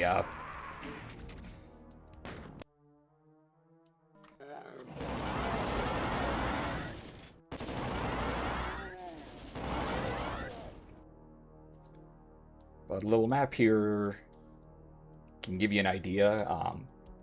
So there, the little skull thing shows how many enemies there are on this stage. The little potion thing shows items, and the question mark is secrets. Those are usually the goodies, either a full cache of weapons or a bunch of healing items.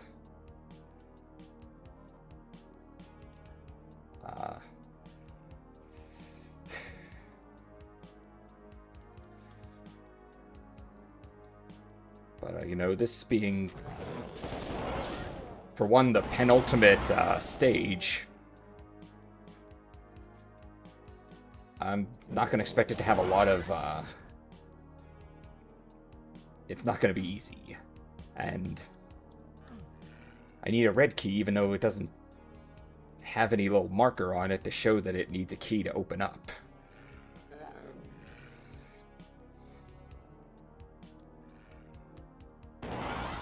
Oh, and I jibbed him.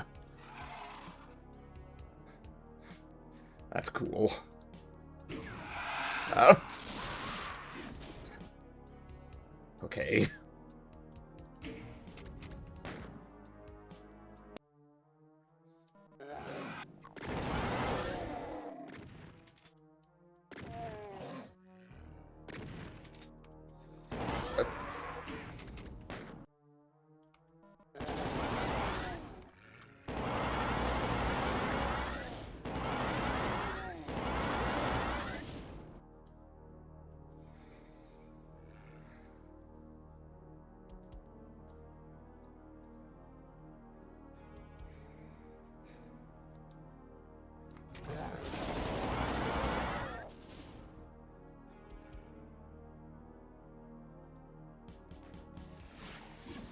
Oh. Nope.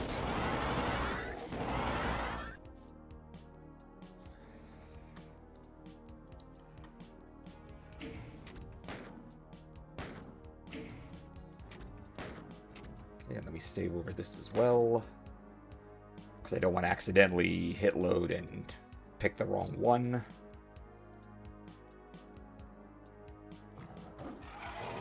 Okay, there's okay, see that black first aid kit? That's a healing item, as well as the Berserk power-up. What that does is, since basically is steroids, more or less, that give, it not only restored him to 100 health, but also, basically ups the power of, Doomguy's punch attack. Oh good, there's, Mega Armor.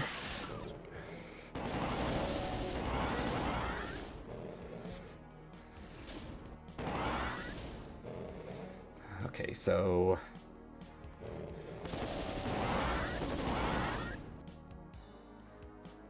Okay, energy cell. Okay, now I have an actual fighting chance.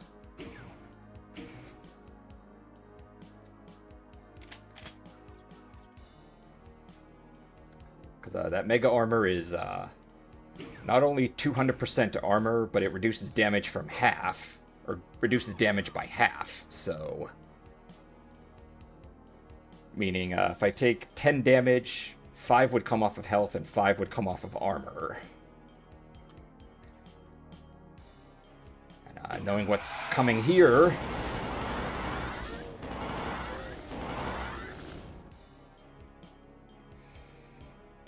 Okay, box of bullets... These are little armor bonuses.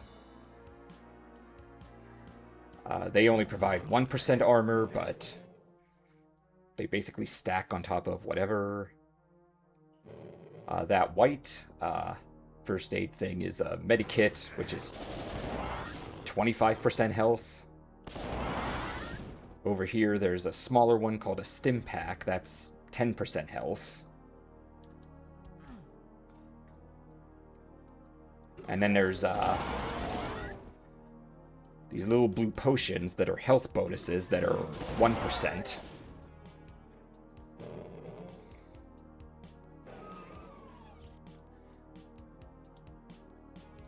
Now,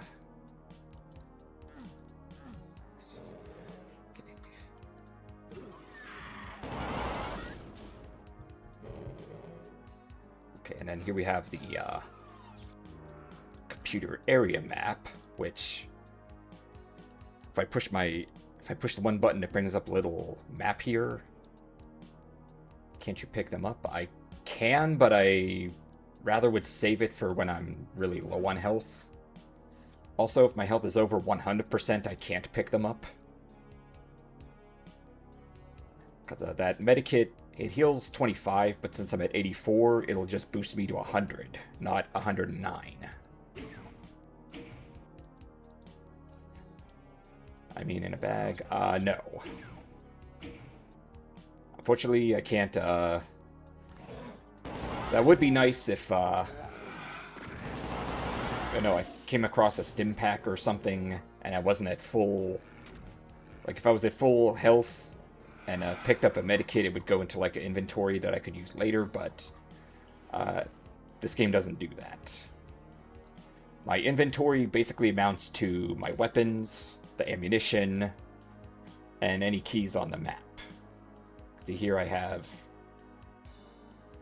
my fist, a chainsaw, pistol, shotgun, chain gun, rocket launcher, plasma rifle, and the BFG 9000.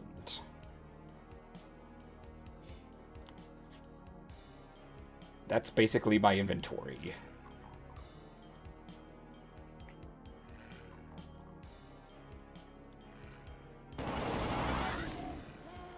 Oh.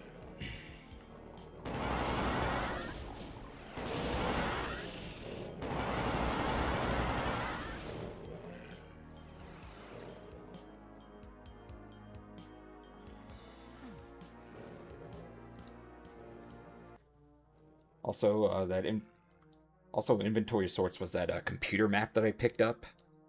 Because I'm bringing up the map here, it shows little thing here. Those gray areas are spots I haven't been to yet on the map. So it can give me an idea of where to go next by basically letting me check where I haven't been already.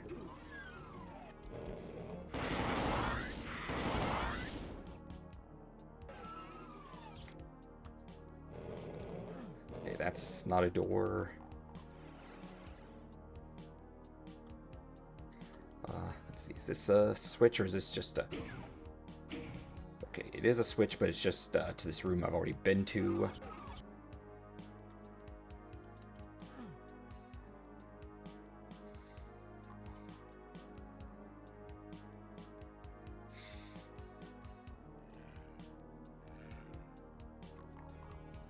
It also doesn't help that it's so dark I can't see anything in here.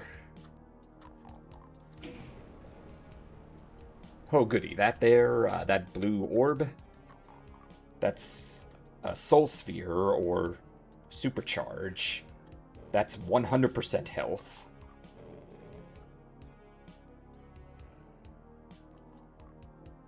Normally something like that I would try to save for the end of the map.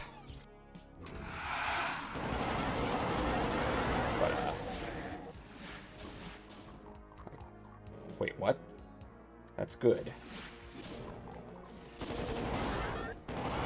Yes, but depending on things like the map, how many enemies there are, how much ammunition you have, and how much health and armor you already have, sometimes it's better to not pick it up right away.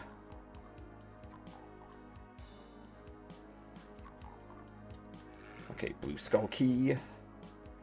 I mean, like, if I was still at, like, 5% health with no other way to heal, then yeah, pick it up right away. But if you're already at, like, 200% health, and you've still got a good chunk of the stage to explore, it might be better to leave it there and come back for it when you need it. Yeah, like Resident Evil sometimes, yeah, something like that. Because even though this game was from 1993, it has a way more... the mechanics are honestly way deeper than what you would see from most modern FPSs. I mean, I'm finding myself in all kinds of rooms here, fighting several different types of demons. In something like Call of Duty, it would be 3 or 4 hallways with cutscenes in between, and just soldiers.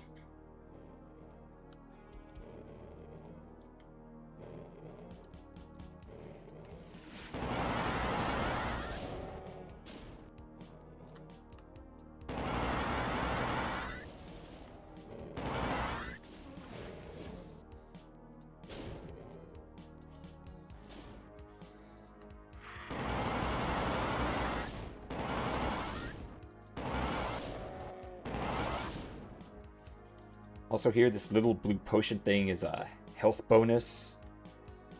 It's only 1%, but hey, every little bit helps. This green vest is just regular armor.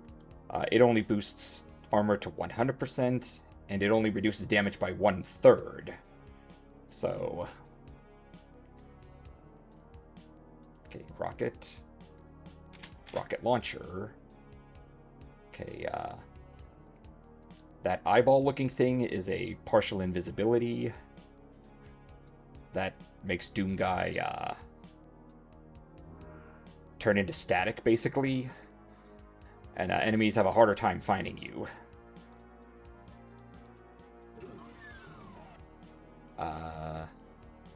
That might be the exit. I'm not 100%.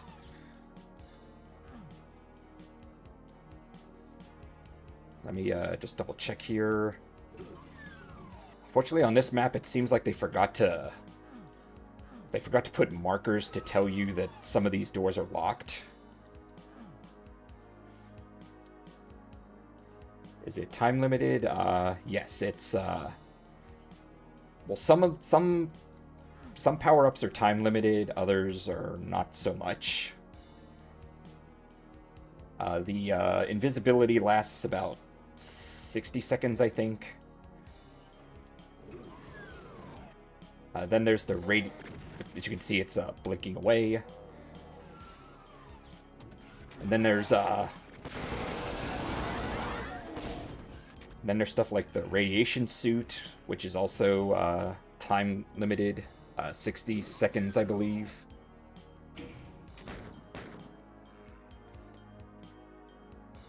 Then there's the Berserk, which... The Berserk lasts for the entire level.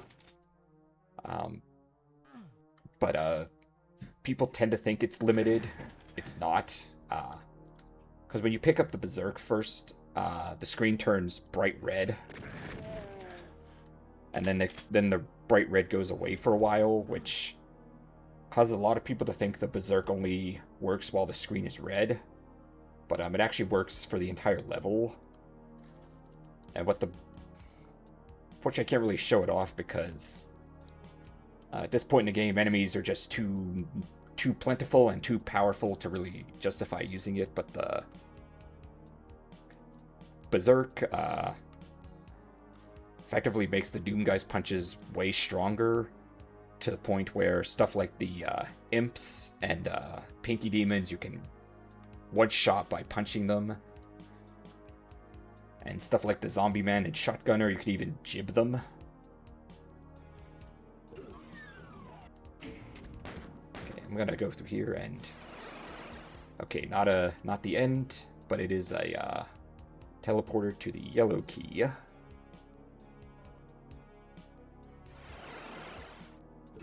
That's good.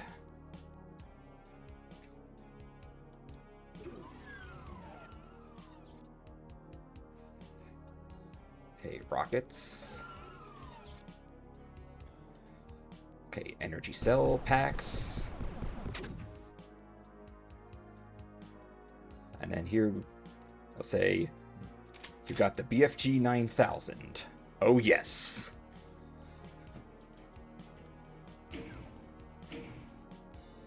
Because that is your best friend against tougher enemies.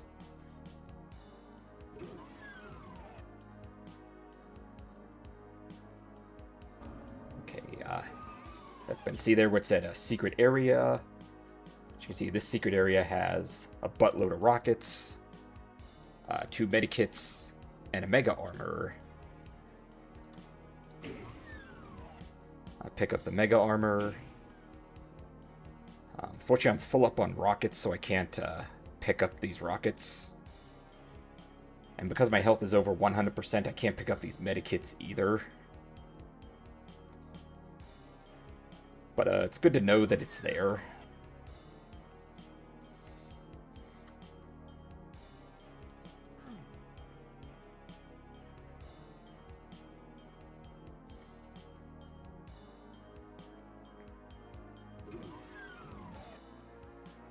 What about the special items? You mean like the power-ups and whatnot? I kind of went over most of them. Let's see, no. What do you mean? Why didn't I pick them up? I mean the blue ones, on the map.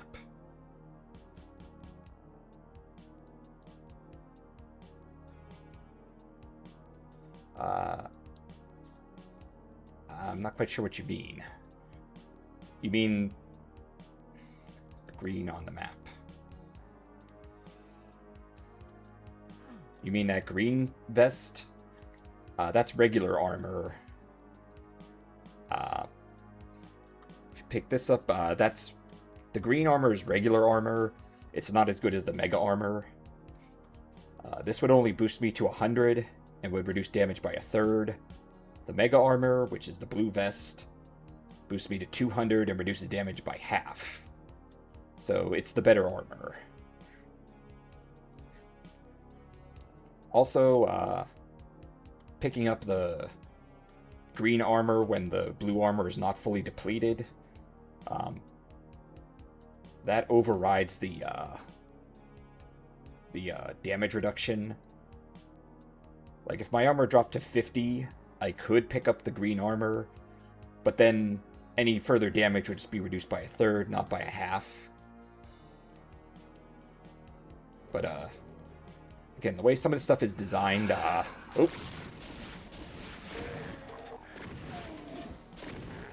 Ideally, ideally you kind of want to let the armor wear down all the way to 0 if possible before picking it up a new one.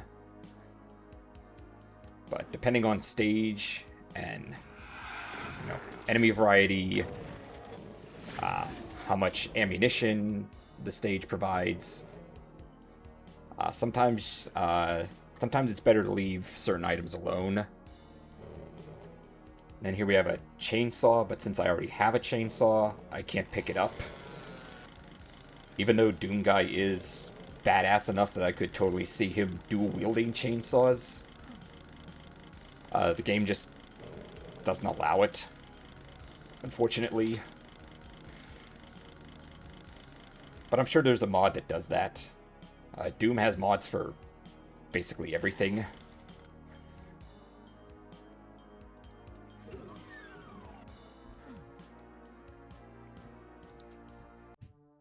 Let's see, why is Doom Guy here?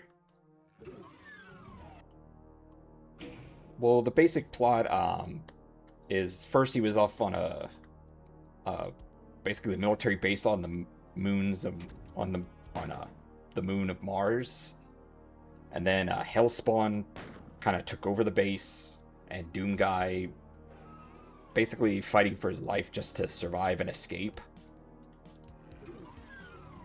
There really isn't much story. All you really need to know is just, here's guns, shoot anything that moves. That's basically all you need to know.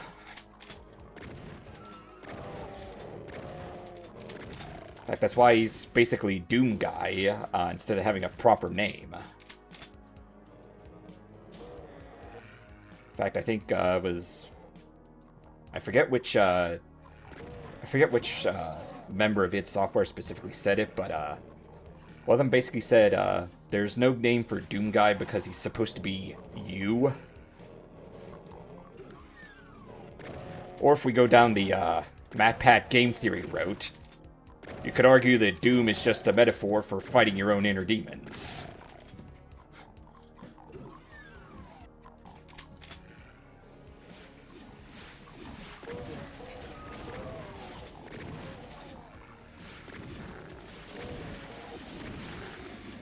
Oof, and projectiles everywhere.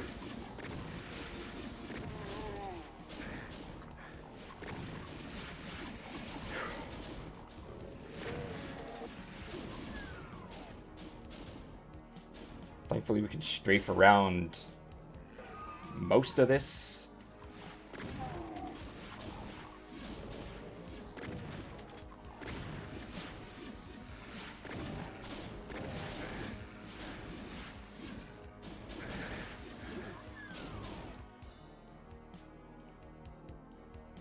Oof,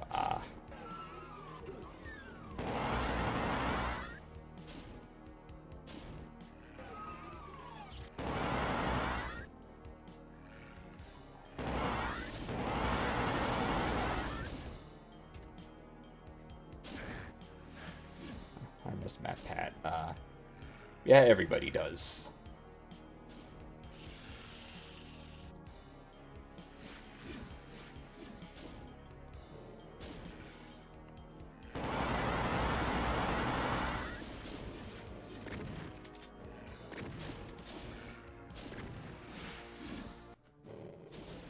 Okay,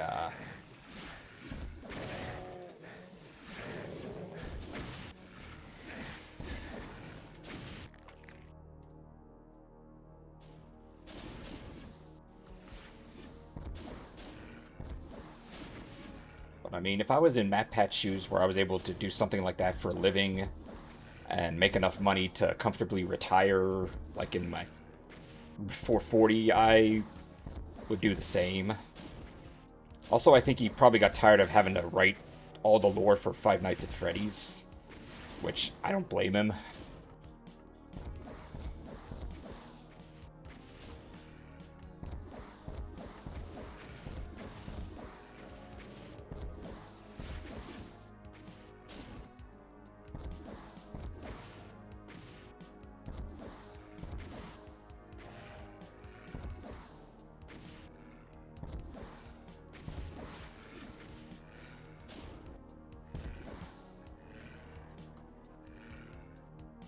It's not the same anymore. Yeah, I know the feeling. I get it.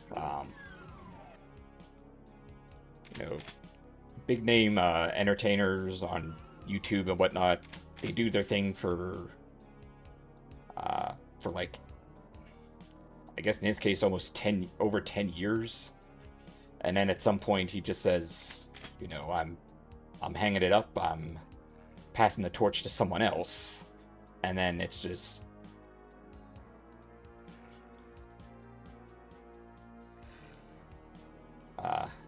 kind of a struggle to deal with.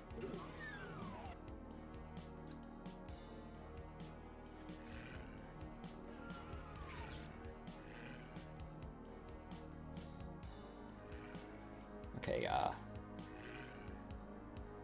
okay, there's pools of toxic waste.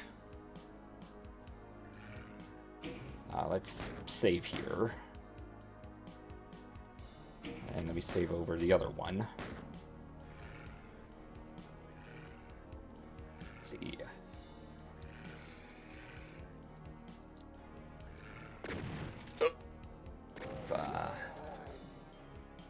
Okay, who's shooting?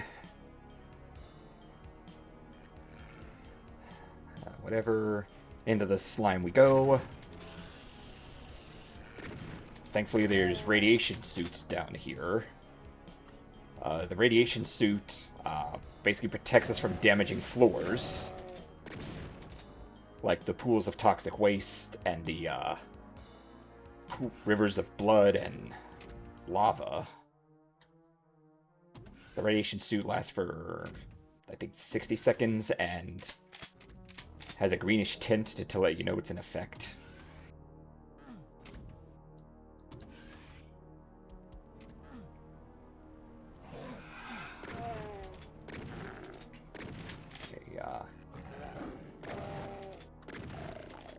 Okay, but this area they managed to label the locked doors.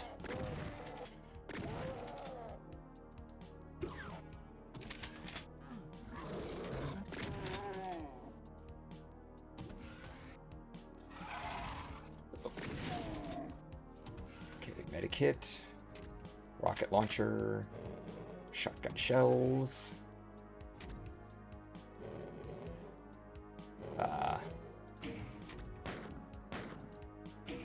Okay, that's not the... Oh, and peekaboo.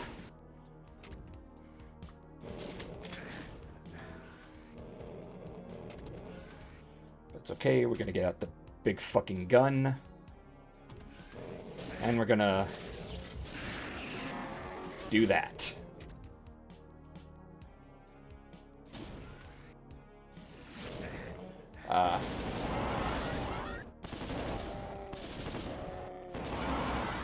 Hold on, let me,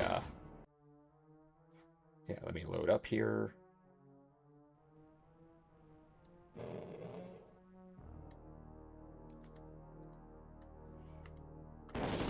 Okay, stun the Cacodemon. And we're gonna get the BFG ready, and... damn it! I did the thing again where I meant to fire, but I swapped my weapon.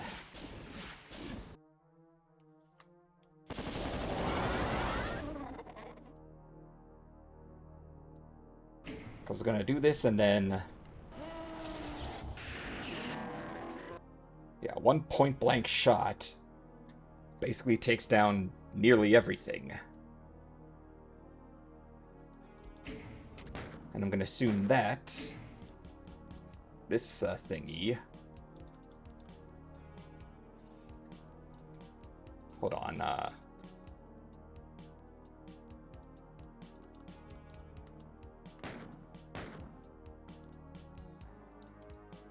okay, that totally looks like it should be the end of the stage. According to my little thing up there, I've killed nearly all the enemies and gotten nearly all the items.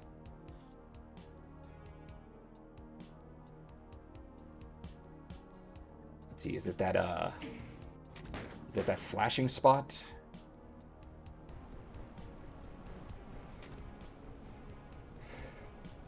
Okay, plenty of goodies, but also crushing ceilings. So I gotta be quick or else I'm gonna get stuck underneath, crushed, and killed.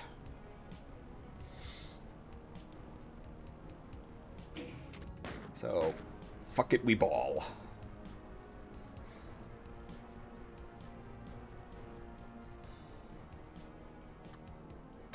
Okay, and that's the end.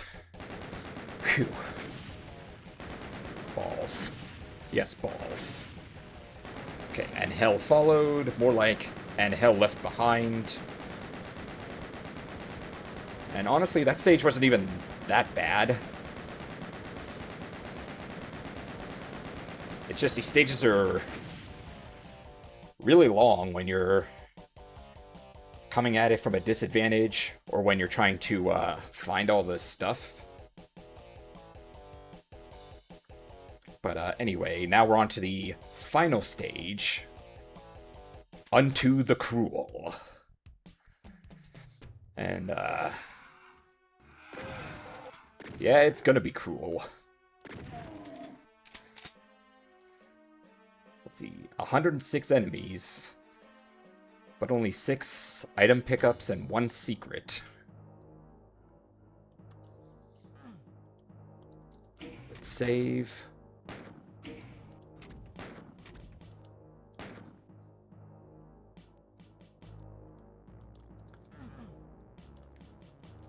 Oh.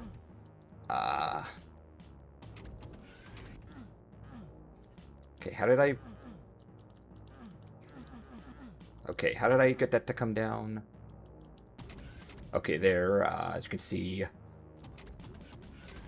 a shitload of bullets, chain gun, and 3 boxes worth. That's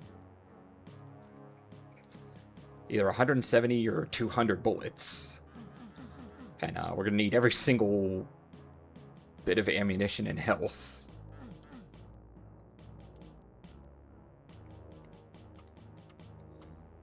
Puzzle. No, sometimes the way you find things is not as clear-cut as pushing a switch or opening a door. Sometimes there's like invisible like tiles, I call it, that will activate something. And I'm just kind of letting these guys thin themselves out.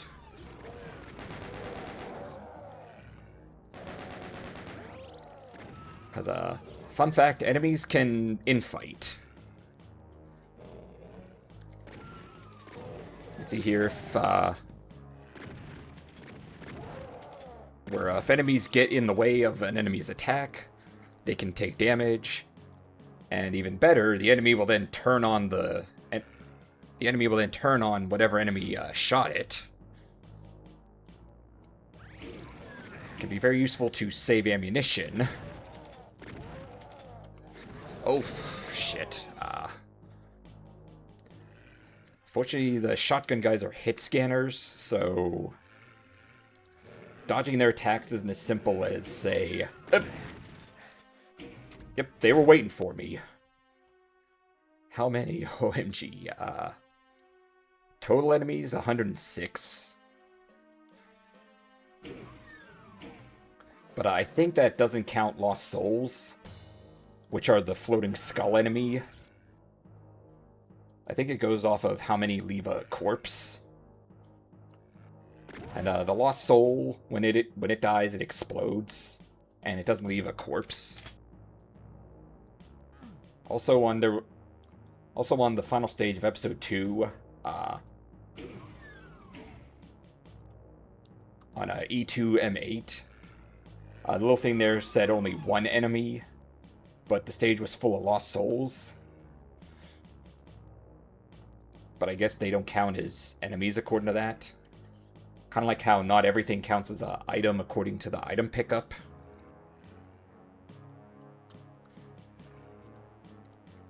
Okay, let's Leroy Jenkins this.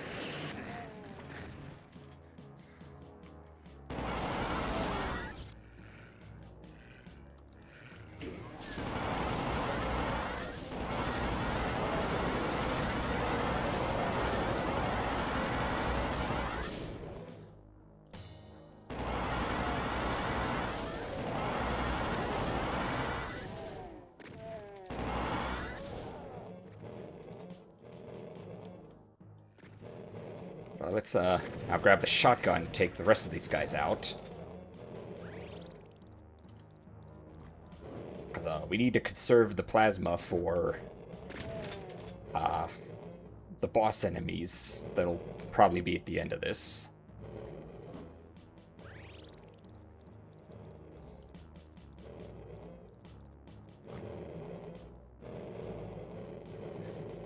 Actually, better get the chain gun. Oh!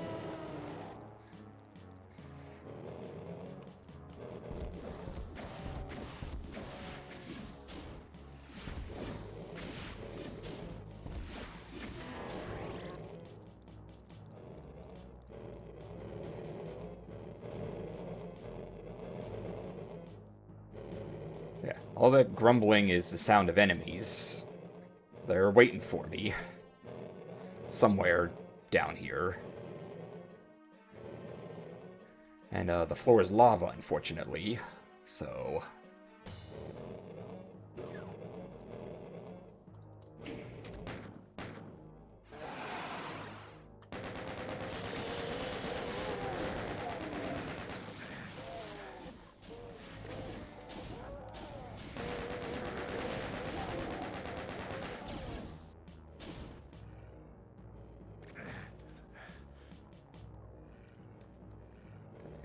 kind of romantic when you think about it.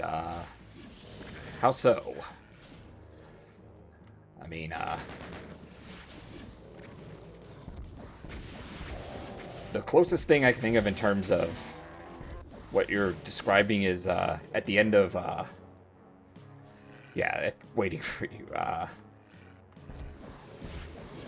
Well, technically they started it, because Doom Guy was supposed to just be stuck on a base in Mars, basically scrubbing toilets for the rest of his life. And then these guys show up and invade the base he was at, as well as killing basically everybody else at the base. And then at the end of episode 3, the game basically implies that not only does Doom Guy escape back to Earth, but the demons actually killed his pet rabbit, Daisy. Which, I guess storyline-wise would justify why Doom Guy chooses to spend the rest of eternity fighting, yeah,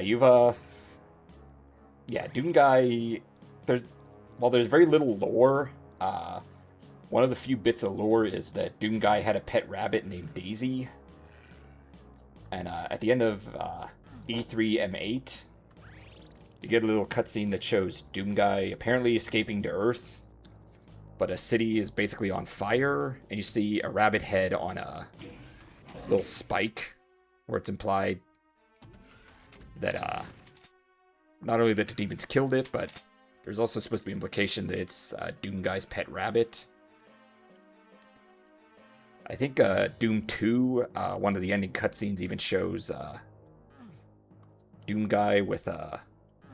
Yeah, it shows Doom Guy with a shotgun clenched in one hand and the rabbit head in the other, further implying that it's his pet rabbit, and the reason for what he did in Doom 2 was partially to save Earth from being overrun by demons, but also to avenge Daisy. After I finish this stage, I'm gonna do some messing around with stuff. I can go back to E3 M8 and I'll show you what happens when you beat that stage. Okay, this should be...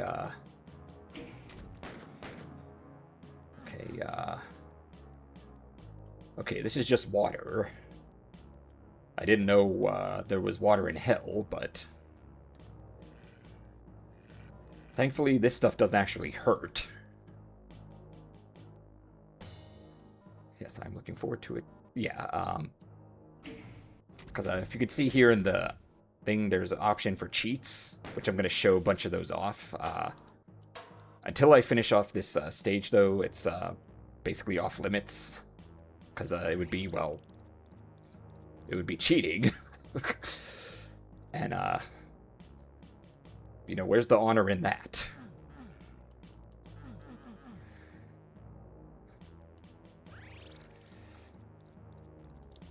Okay,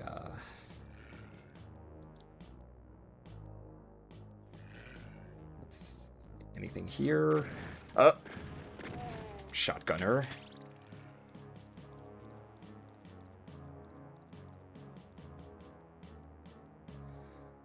I think it's more like loading. No. Because you can see here stuff like God mode, which would basically make me invincible to all damage and thus ruin any challenge.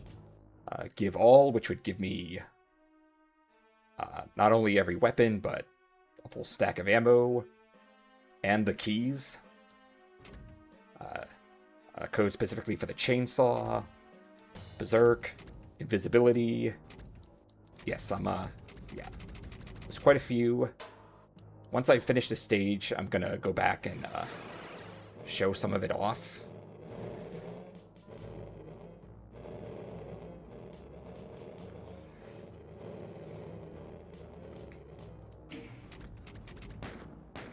Okay, I think I have to, okay, alright, I see a radiation suit down there. So I should be okay if I grab that.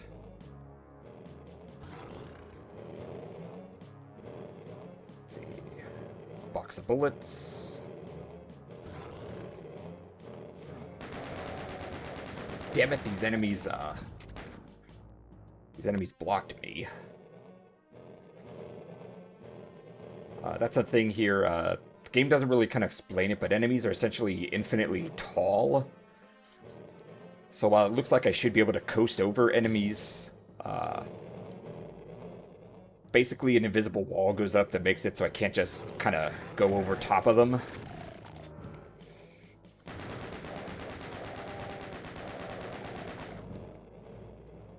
Okay, bullets.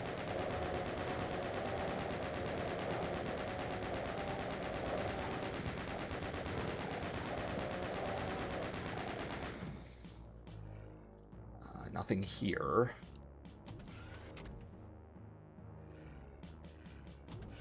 So tanky.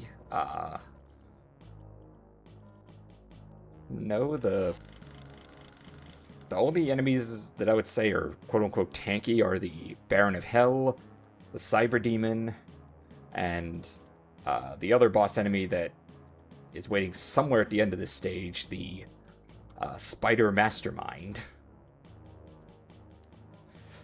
Oh, that's gonna be fun. Oh. Okay, red key, rockets. How about this one? Oh, that's just a teleporter.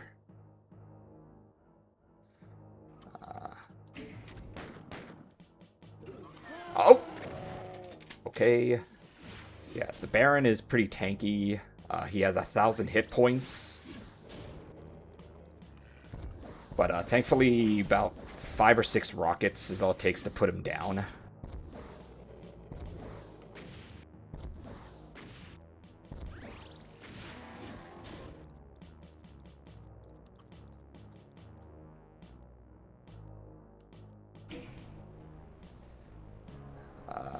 Let's see, what that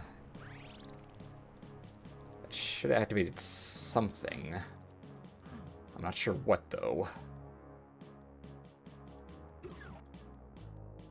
Oh, wait, I think it raised the bridge to... Okay, raised the bridge over here.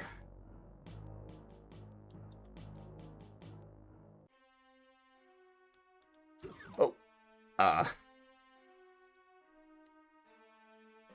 Thankfully, I didn't make a noise, or he would have woken up, and...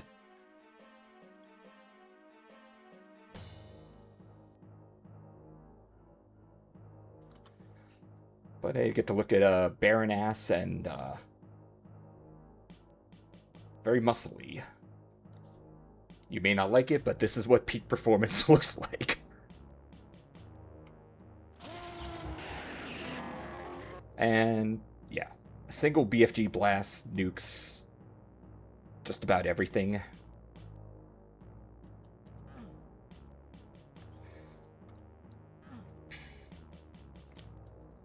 And I have the Doom wiki here as well to see where.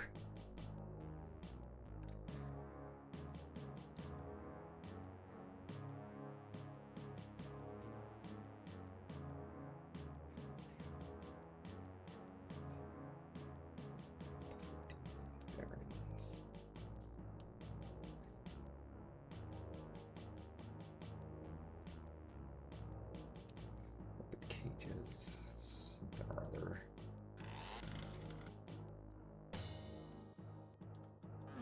Let's see. If I hump the wall, will something appear? I guess not.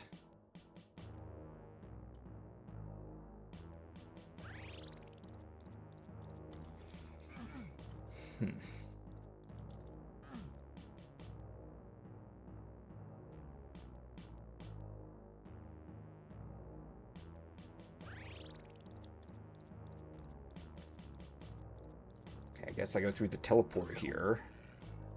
First, let's save. Okay, that takes me over here.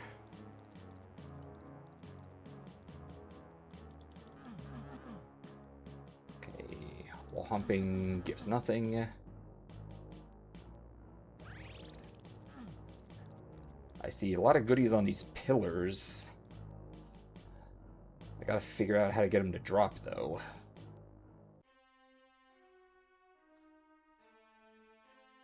Because, at the very least, I want that Soul Sphere and those energy cell packs. The rest I could kind of... The rest, kind of... I can afford to leave those.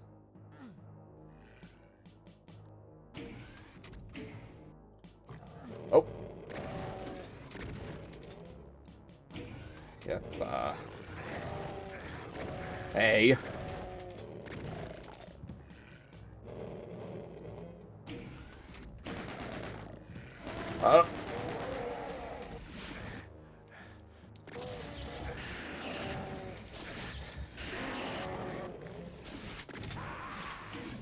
Okay, never mind. At least I know where to go now to get that yellow key.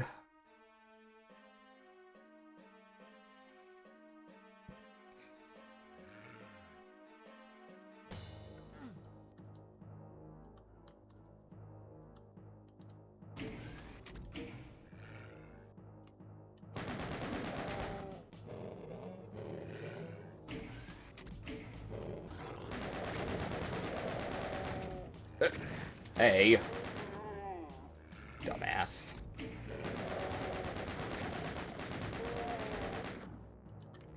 Stop it. I'm not your buddy, guy. I'm not your guy, friend. Fuck.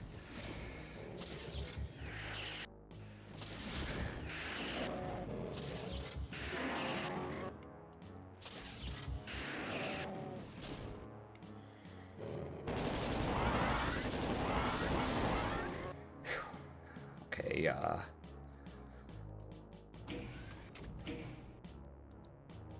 little low on health, but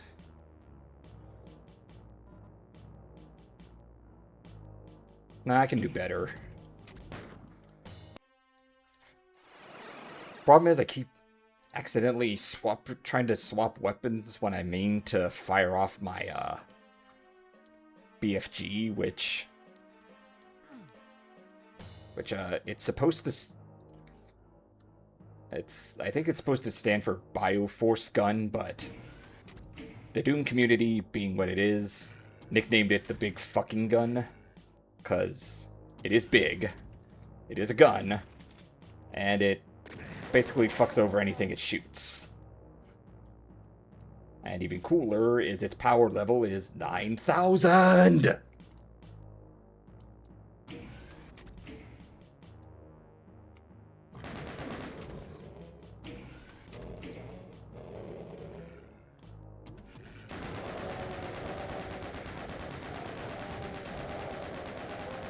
Yes, and it sounds better. Yes, even in the Doom movie, when Dwayne "The Rock" Johnson finds it, he calls it the big fucking gun.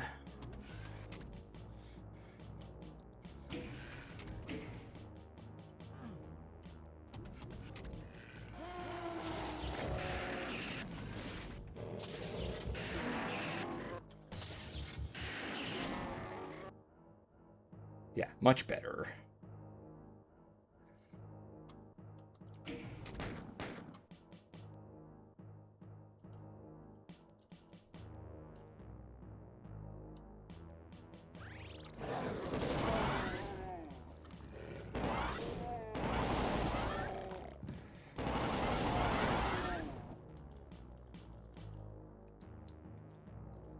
So let me grab my shotgun here.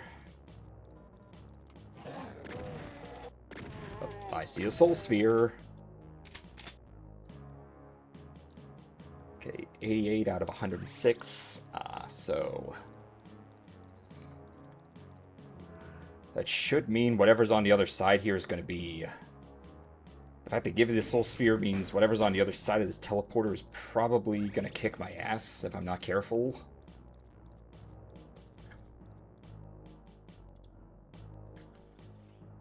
So, or it'll teleport me back to here. Save.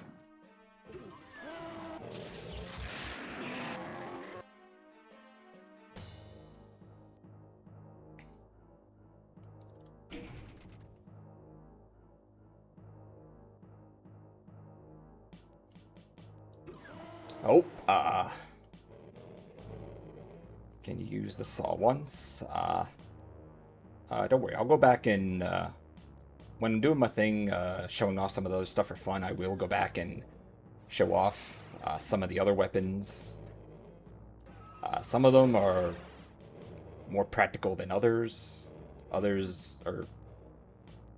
They all have their strengths and weaknesses. The problem with the chainsaw is being a melee weapon, you have to get right up to an enemy.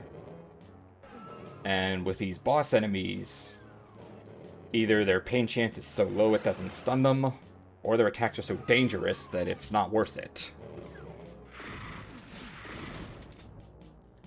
Actually, I could probably use it on the Lost Souls. Come on, into my blade. Oh. Instead, they're infighting.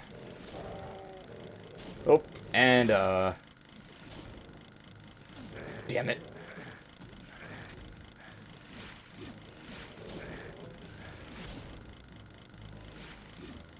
Oh, shit.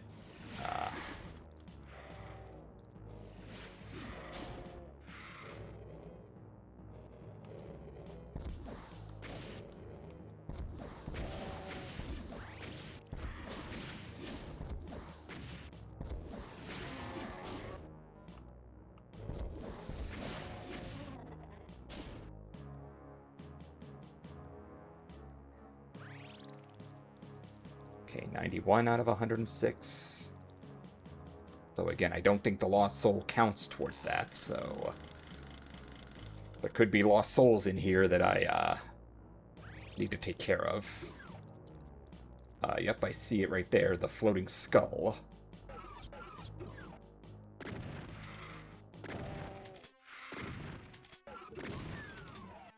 Okay, a Soul Sphere to one side, a Mega Armor on the other.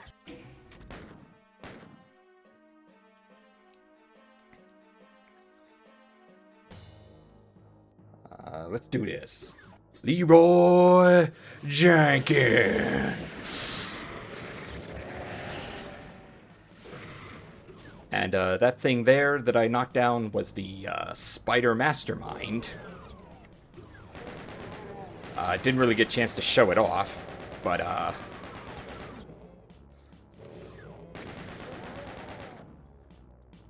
Yeah, if if the BFG blast is timed well, even the Spider Mastermind can go down with one blast. Fortunately, there's a bit of RNG involved with how the BFG works. Sometimes it'll take a couple shots. Sometimes it takes more. Basically, anything weaker than the Baron of Hell goes down in a single shot from the BFG. But as you saw, point blank shot takes out the Baron. Spider Mastermind can go down in a single shot if you're really lucky, but realistically, it's going to be more like 2 or 3.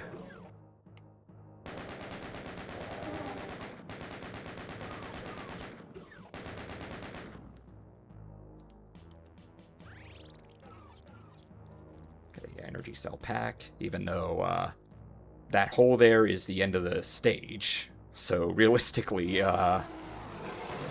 unless you really want to go for 100% kills, items, and secrets,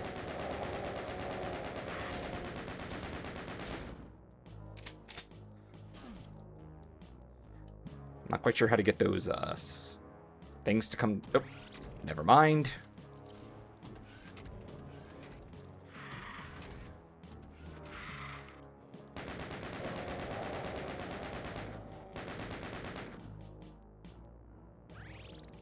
Yeah, I'm not going to kill him. And that's it. That was Unto the Cruel. That could have gone a lot... That could have gone a lot worse if I didn't get lucky with the BFG.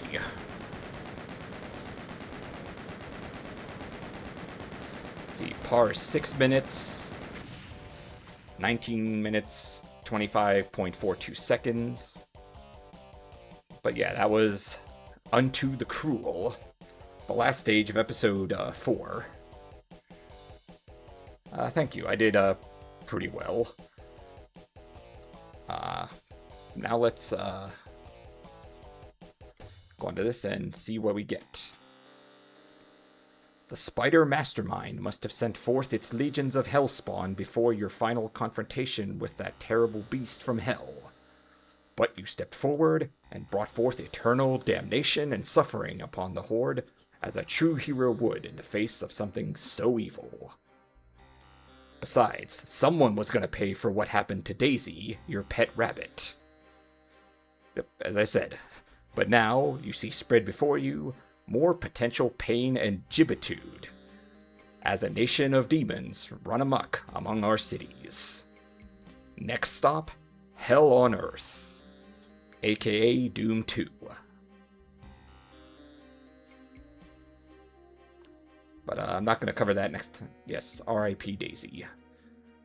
Let's see, press button here. Yeah, there, see? There's Doom Guy. In one hand, a shotgun. In the other, the severed head of his pet rabbit. While a city basically predicts 9/11 8 years before 9/11.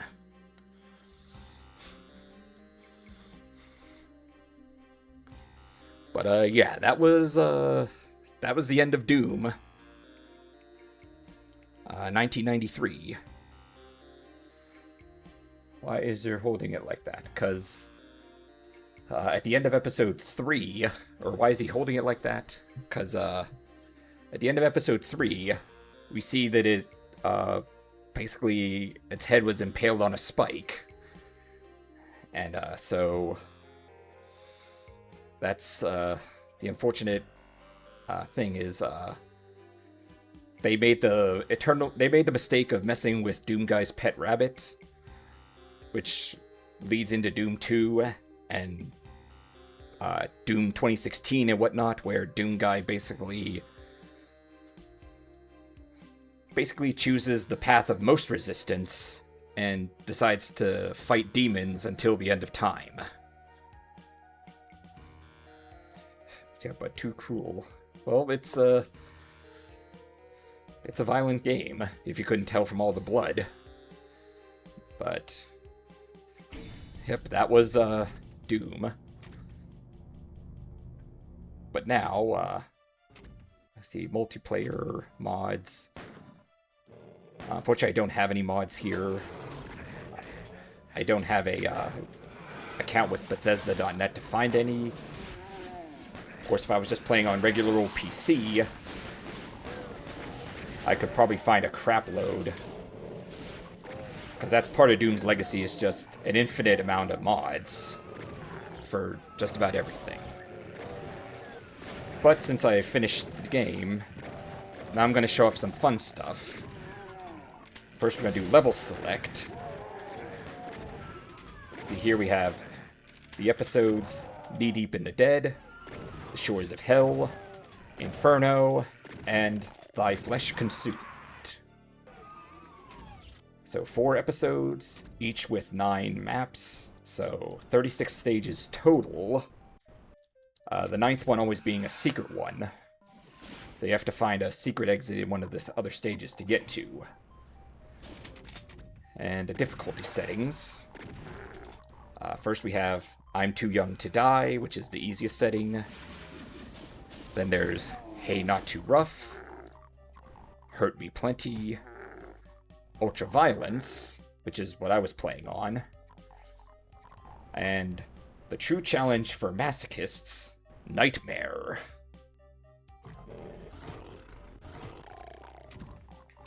But I'm gonna do this here.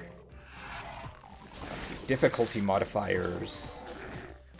Okay, there's pistol start all levels, which would just, if I set that, I guess it means when I go to the next stage, my stuff wouldn't carry over. I'd be stuck with just a pistol. Multiplayer items. I like how they name them. Yeah, the difficulty levels in Wolfenstein are even funnier. Wolfenstein was basically the predecessor to Doom. And then there's a no monster setting, which, what the hell is the point of that? Fast monsters, which basically changes how enemies respond. Mostly on Nightmare, but I guess if you wanted to set it on any difficulty, you could do that. And monsters respawn, which is also a Nightmare thing, but yeah, now we're going to do E1, M1.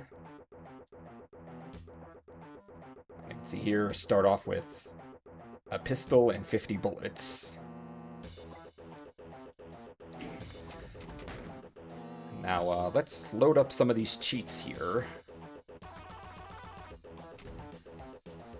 First, we're going to do Give All.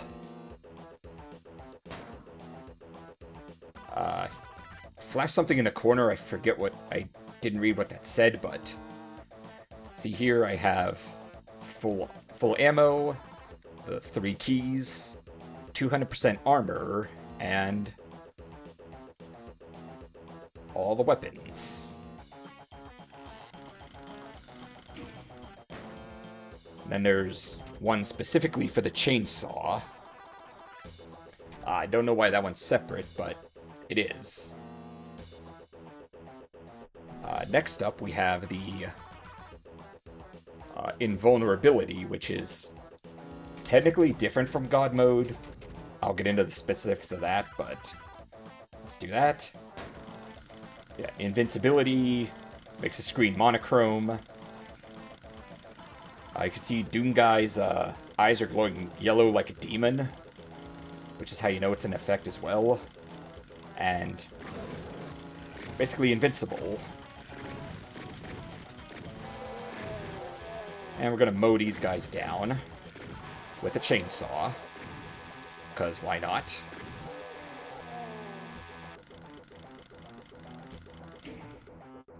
And if we do God mode, it basically the same thing, except the screen does not go painful. And technically God mode and invincibility are 2 separate settings, not just with the screen, but also a couple of things changed or slightly different, but I'll get into those when I show them off. Here's Exploding Barrel that I'm gonna chainsaw. Yep, if I didn't have invincibility on, I would have gotten splattered.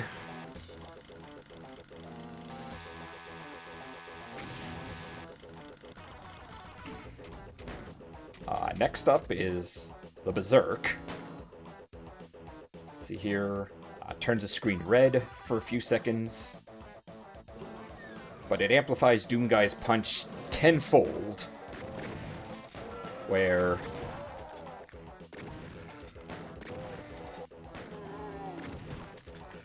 basically jib these the weak enemies you can jib. Sometimes. Oh. Okay, he didn't get jibbed. And even though the red haze is gone, the Berserk is still in effect. If you're ever unsure, just go up to enemy and basically become One Punch Man.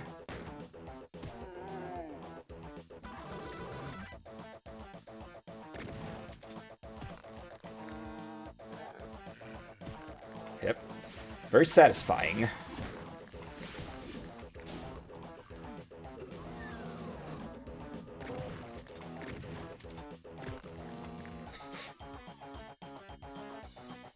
Yep, I can imagine this game was a game that, much like Grand Theft Auto, where people kind of just upload it for the sake of going mental and blowing off steam.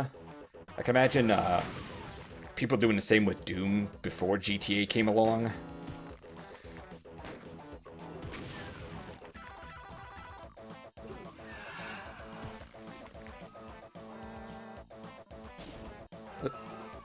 Get back here.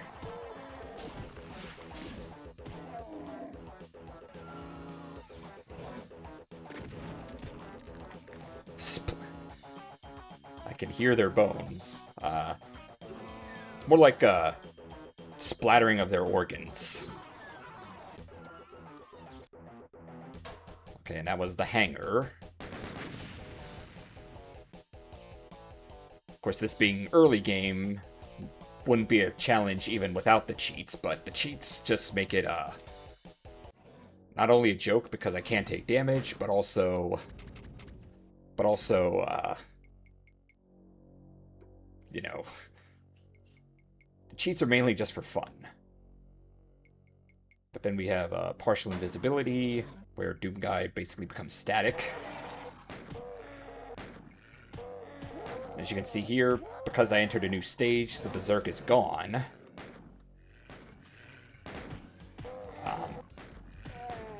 So while I can punch these guys out, because of the invincibility, or God mode, I would need to retoggle the Berserk to jib them with my punches.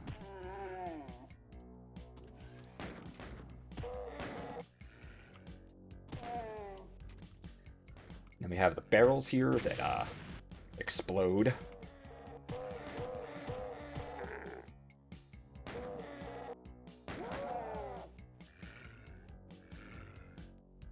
Of course, because I have the invisibility on, the enemies have a harder time seeing me and can't... well, they can still hit you if you're close enough, or if RNG is in their favor, but then again, since I have the God mode on, I can't really tell if they're hitting me anyway. Is there a cheat to make enemies more aggressive? That's fast monsters.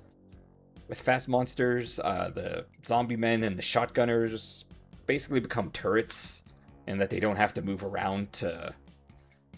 There's a mechanic to how the enemies move around and attack, but with fast monsters, that's kind of changed up.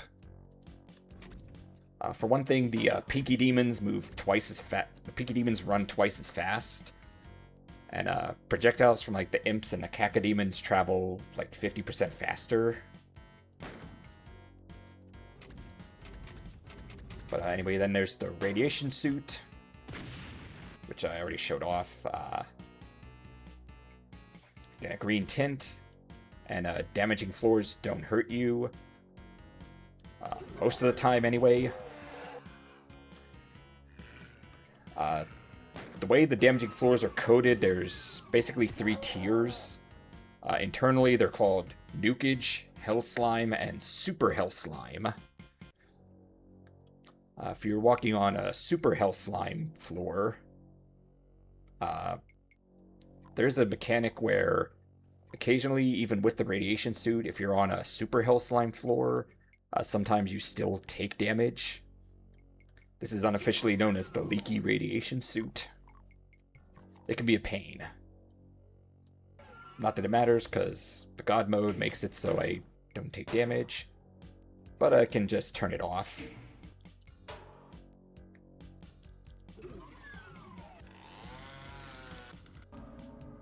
Secret area, the switch, and over there is the backpack.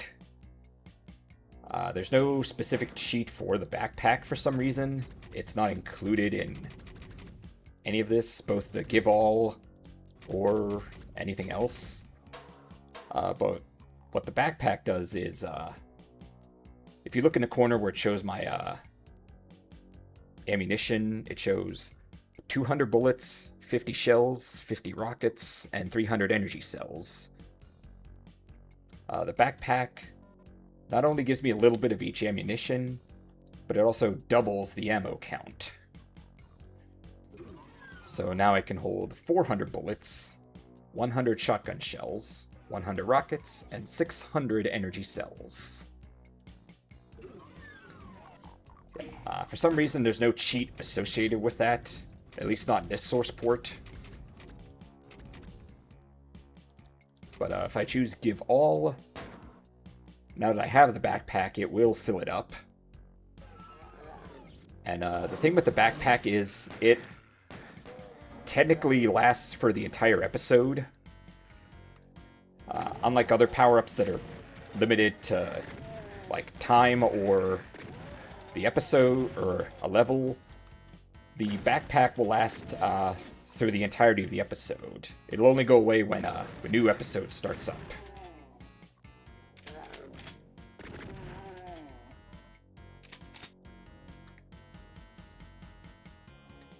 And then here we have the little helmet things, or armor bonuses. Again, they're 1% armor. That's the Soul Sphere, 100% health. Fun fact, in an earlier build of Doom, the Soul Sphere actually functioned as an extra life. Early on, the game was going to have a lives counter, kind of like Wolfenstein 3D.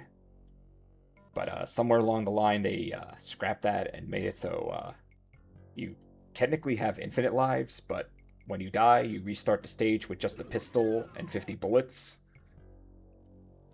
So, early stages like this, it's easy to bounce back from, but later stages, good fucking luck. Next cheat, the computer area map.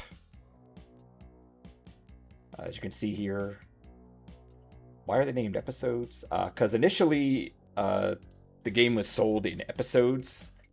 The initial release of Doom was called shareware, where the first episode you could effectively play for free. You would receive a floppy disk, put it in your PC, and you could play it. And then after getting to the end of it, it would tell you if you enjoyed it, either send information into this mailing address or phone number, or call a phone number, and then you could order the other 2 episodes, Shores of Hell and Inferno, to finish the game, or to continue the game. And then in 1995, Ultimate Doom came out, which was a retail release that had all 3 episodes plus Thy Flesh Consumed. Effectively one complete package.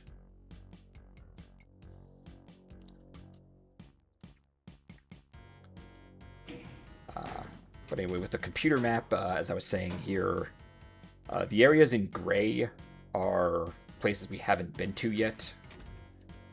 As you can see here, it kind of fills out. The map fills out as you go along. But the gray areas are ones that we we haven't been to yet, so it can help with finding your way around. Then we have Reveal Auto Map, which is technically the same thing, but it looks like that fills everything out in color. But that also would show stuff like, see here where it's in red? That means it's a red locked door. The computer area map doesn't show that.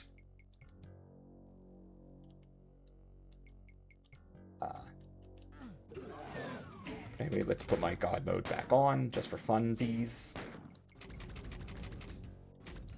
Then we have Give All, which is just the same as up here, except with no keys. I don't know why that's separate, but it is. Not that it matters, I already have full stuff.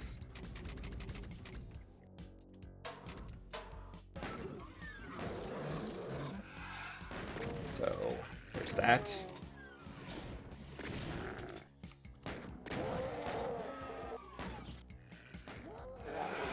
But since we have the invincibility and all this stuff here, it's fun to screw around, because you can chainsaw the barrels, the exploding barrels, and jib enemies.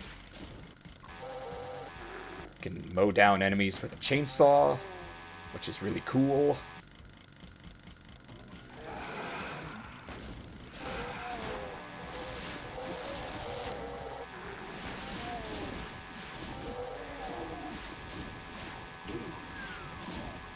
Even leave sparks on walls.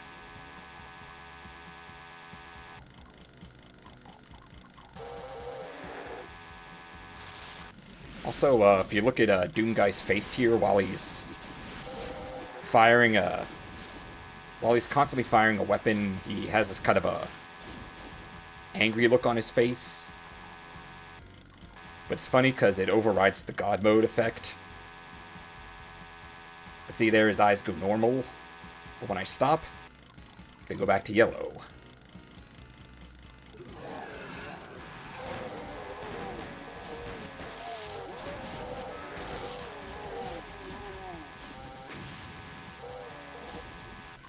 And now for the sake of showing off some other stuff here, let's see, Command Control, Phobos, I think it's Phobos Lab, that yeah, this one here. Let's get my God mode on. Oh, very happy ammo. That's what it said in the corner.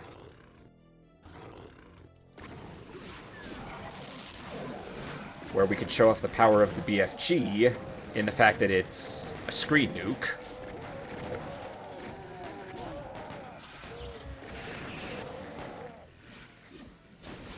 Yeah, it clears an entire room of weak enemies, and basically anything short of like the Baron, the Spider Mastermind, or the Cyber Demon, it'll one-shot it.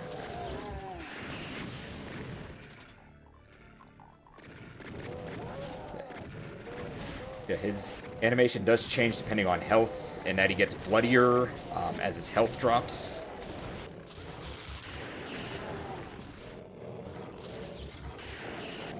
Even funnier is there's what's called the ouch face, which initially was supposed to be if Doom Guy takes like a crap load of damage in one shot, he was supposed to have like a super stunned face, but due to a coding error, it doesn't appear the way it's supposed to.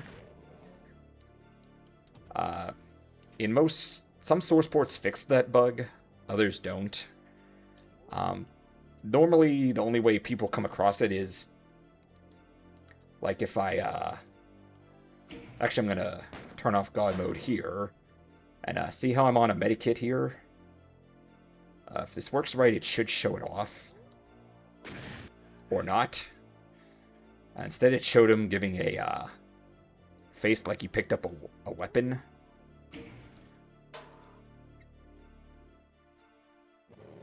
I'm gonna see if I can... Okay, let me get give all here. Yeah, normally it just does that. Or normally it just shows a face like that. I think there's also supposed to be 2 different screaming sounds. There's one when he just dies normally. But then I think there's supposed to be another one where if he gets, you know, damaged like extremely brutally, like a cyber demon rocket hits him at like 5 health and no armor. There's supposed to be a second one where he screams even louder. I don't know if that's in this version or not.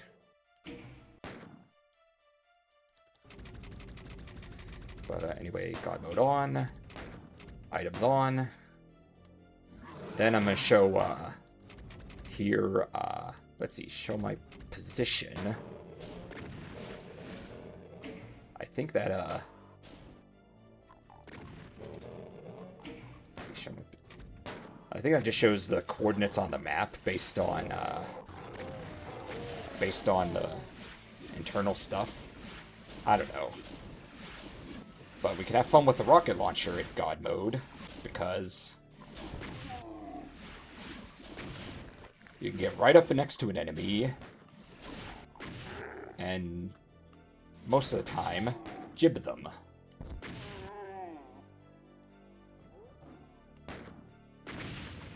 Just like that. Only certain enemies jib, though. The ones that jib are the zombie man, the shotgunner, the imp. Yes, God mode would be relaxing after a long day. But in terms of enemies that jib, it's the zombie man, the shotgunner, the imp. In Doom 2, there's an enemy called the chain gunner that also can be jibbed. And certain source ports, or certain versions of Doom, also allow Doom Guy to get jibbed. This version, I don't think allows it. I know the PS1 version of Doom has it where if Doom Guy basically goes Alola snack bar, his head explodes on the HUD. Likewise, if he gets stuck beneath a crushing ceiling, that also will cause him to jib.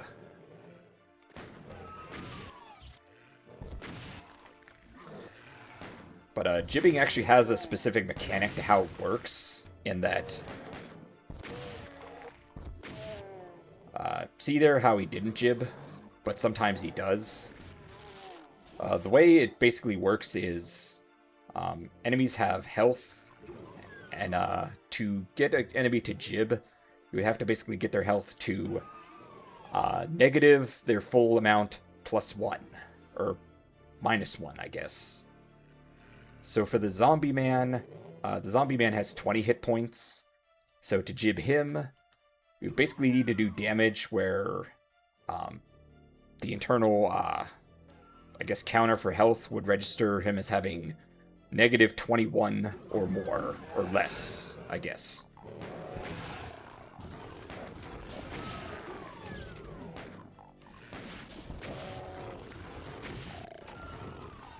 Also, if any enemy gets stuck beneath a crushing ceiling or a doorway, they all get reduced to a pile of blood. But that's only satisfying in terms of, you know, reducing, in terms of saving ammunition.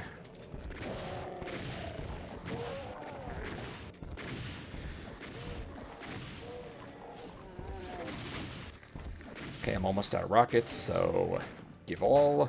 Very happy ammo indeed.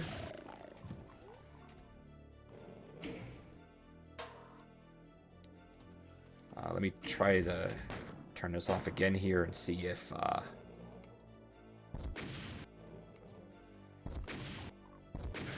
this game was made with love. Yes, it was also made by some very talented developers who were able to pull off things that, until Doom came along, seemed like it would have been impossible to do. But anyway, let's, we have also no clipping, which lets me go through walls, basically. Oh, secret area, soul sphere. Unfortunately, because I have no clipping on, I can't actually pick it up.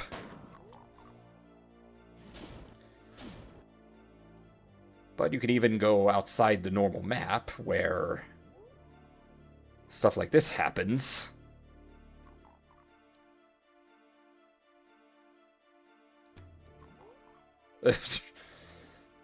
Yes, this is what no clip does.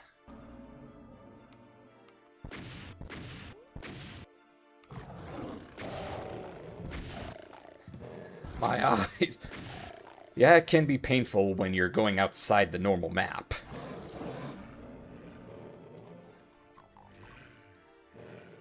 But then the last cheat I didn't show off here is the light amplification visor, which lights up the entire room. This lasts for 2 minutes, giving you ample time to navigate your way around dark rooms.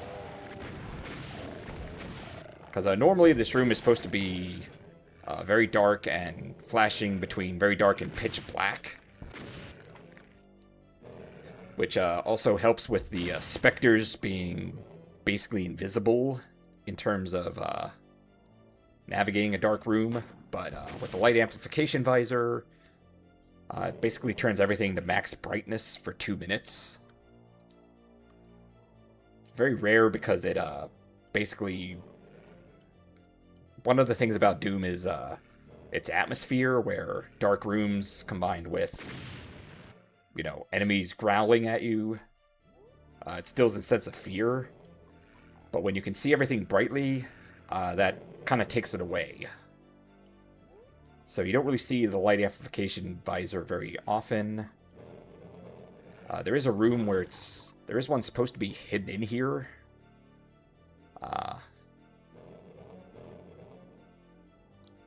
Forget where it was. I saw it somewhere here.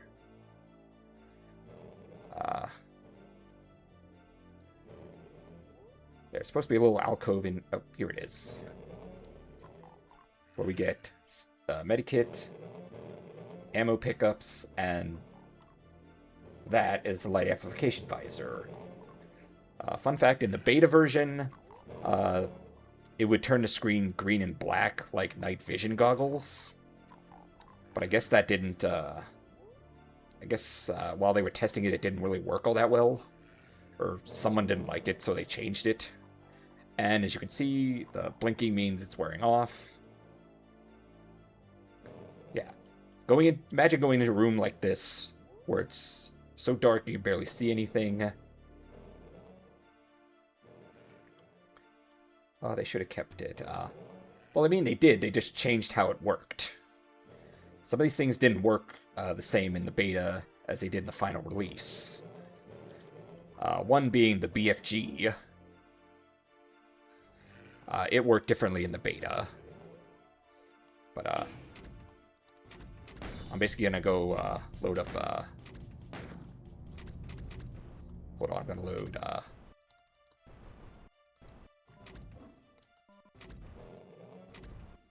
trying to think of an area where there's a lot of enemies.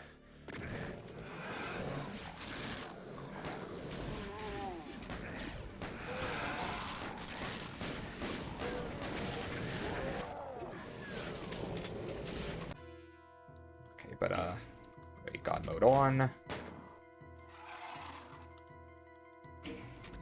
Items.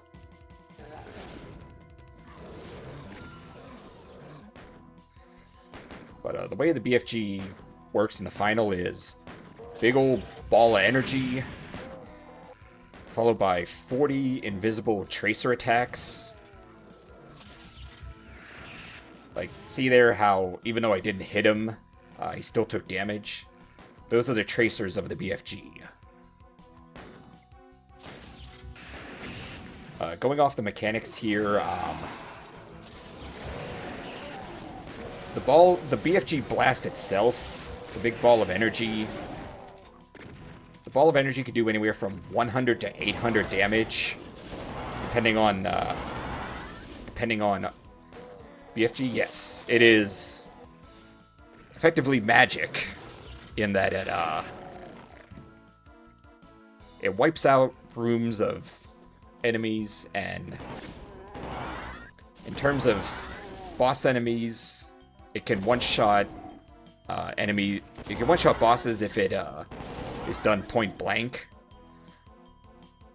Because, as I was saying, the way it works is the big ball of plasma that it fires, it can do anywhere from 1 to 800 points of damage, depending on...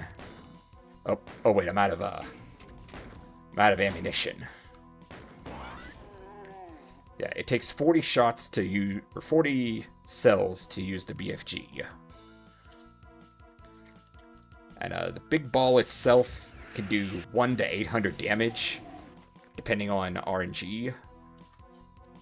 The tracers can do anywhere from 49 to 87, again, depending on RNG.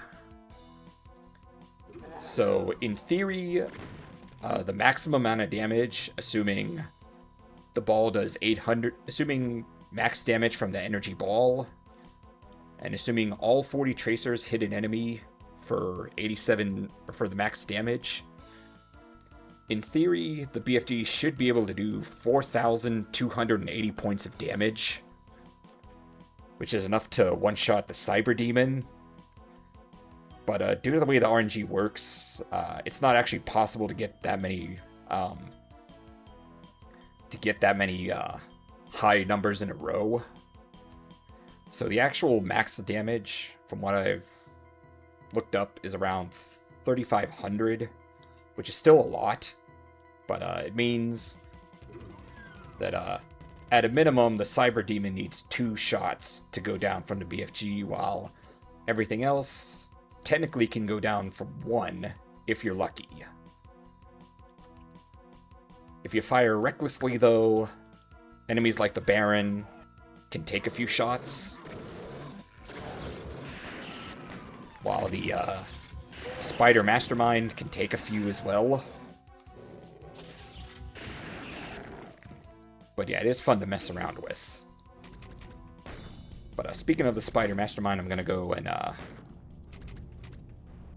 actually, first I'm going to go do Phobos Anomaly. Basically the end of episode 1. So much... Yeah, there's a lot of numbers behind the scenes.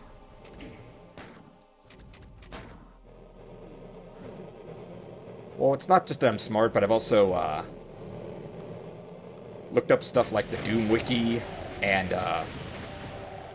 other people online who've dedicated videos to explaining things like enemy attacks, how much health they have, and whatnot.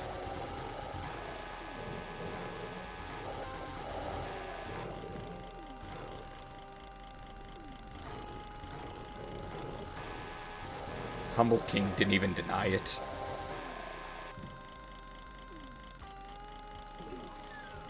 I mean, when you play a game enough times, you eventually figure stuff out. But there's people who've done, whole videos on it. There's the Doom Wiki, as there's wikis for everything that can reveal stuff. That reveal stuff that people may not know right away. But now here's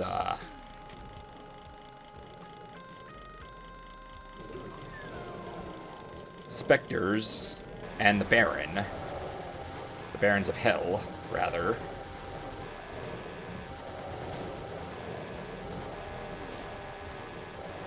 I should actually remember it. You should see my memory for stuff like Skyrim or Legend of Zelda. But yeah, here's... I decided to show off the chainsaw as you know, you wanted me to show it off.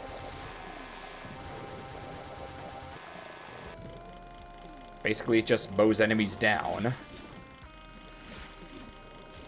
It can be used on the Baron, but given his low pain chance and how much that scratching hurts, It's not practical to use it on the Baron unless you're using God mode. And even then, it takes about 12 to 15 seconds to take him down with it.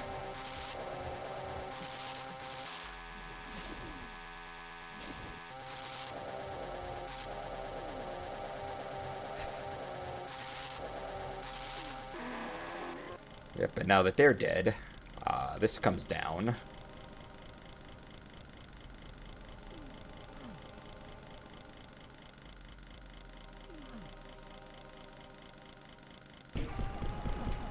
And then we go into this thing here.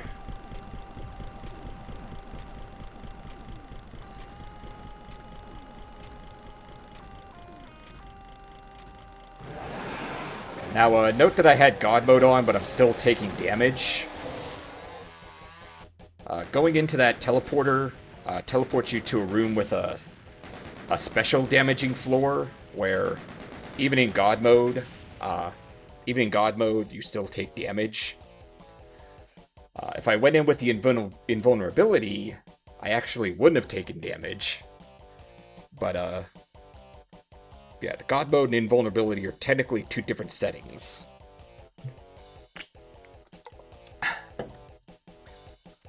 But that being the end of episode 1, here comes more story. Once you beat the big badasses and clean out the moon base, you're supposed to win, aren't you? Aren't you? Where's your fat reward and ticket home? What the hell is this? It's not supposed to end this way. It stinks like rotten meat, but looks like the lost Deimos base. Looks like you're stuck on the shores of hell. The only way out is through. Yeah, whenever you finished up episode 1 of Doom, it says there, to continue the experience, play the Shores of Hell and Inferno. Initially on the shareware version, I think it would give you a phone number or an address to mail in stuff to, and then it would send you the other 2 episodes. Thankfully, we don't have to worry about that in the current day. There's credits, programmers, artists, designers. The two main ones to take away from it in terms of id Software are the 2 Johns, John Carmack and John Romero. Romero was the one who designed most of the mechanics and most of the early stages. John Carmack is the programming wizard who managed to look where he would say that he could do something. Yeah, well, there's a whole kind of story in regards to how id Software eventually came along to do first-person shooter stuff, and that supposedly in like 1990 or 91, John Carmack saw a demo for Ultima Underworld, which had a very impressive 3D rendering, textures and whatnot. And after seeing it, he supposedly said that he could make a better version of that engine, which at the time sounded ridiculous given how Ultima Underworld was very technologically impressive for its time. But he managed to come up with a better version, faster engine that had a few different iterations before we got to Doom. The earliest one was Hover Tank 3D, which you could think of as like Doom 0.3 version. Then Catacomb 3D, which had stuff like textured walls and floors. Then came Wolfenstein 3D, where they really managed to make it faster-paced gameplay and lay the foundation for every first-person shooter after. Then came Doom after that. Hover Tank 3D to Catacomb 3D to Wolfenstein 3D to Doom. Also was a time period of about 3.5 years from the release of Hover Tank 3D to the release of Doom, which was also very impressive as it showed a huge leap in such a short amount of time, as opposed to nowadays where technology we get like a new system every 8 or 9 years, and the leap is not a leap. But yeah, the two main ones again are John Carmack and Romero. Some of these other guys also went on to do other things. American McGee, I know he went on to do basically like it was called American McGee's Alice on the Xbox in the early 2000s.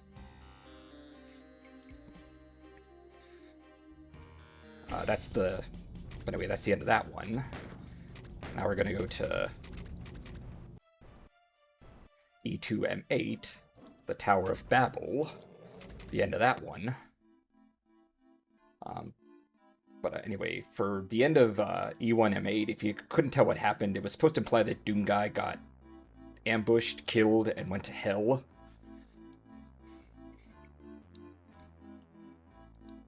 But anyway, here we are on give all. Very happy ammo indeed.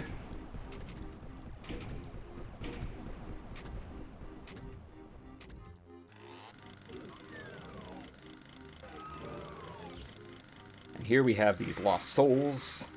Annoying ass enemy. Oh, I didn't turn God mode on.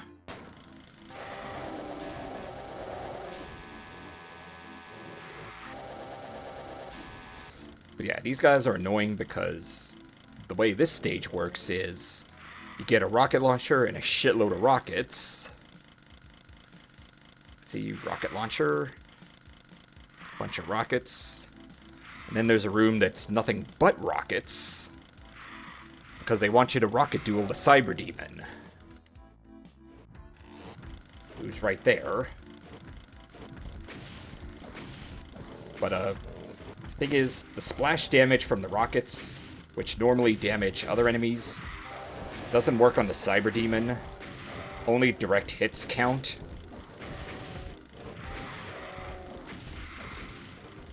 For reference sake, most enemies go down with 1 or 2 rockets. The Baron of Hell takes about 5 or 6. Because of the lack of splash damage, the Cyber Demon can take about 50 to take down. If you rocket duel as intended, as the developers intended for you to do. But thankfully, as you can see here, unlike in against the Wickedly or whatever, a huge open area where you can strafe around and dodge its rockets. Oh yeah, he's a thick boy.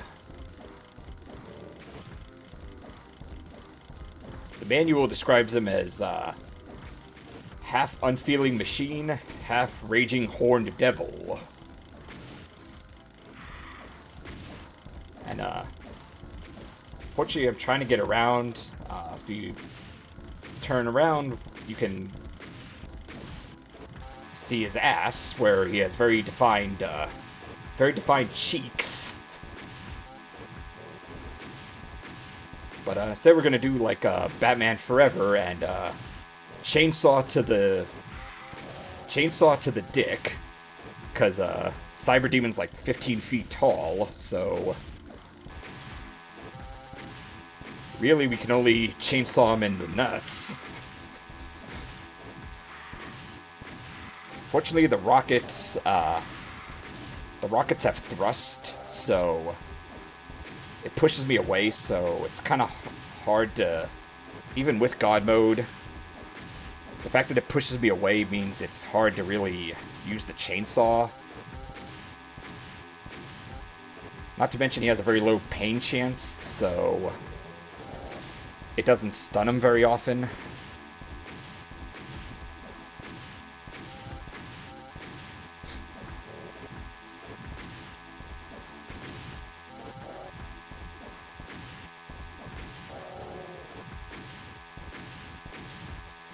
Okay, it's gonna take a while, so pull out the big fucking gun.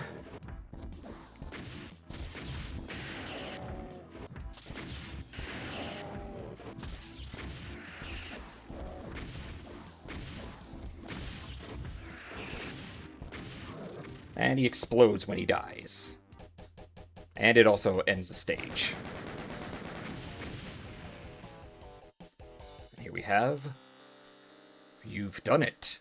The hideous cyber demon lord that ruled the lost Deimos moonbase has been slain, and you are triumphant. But where are you? You clamber to the edge of the moon and look down to see the awful truth. Deimos floats above hell itself.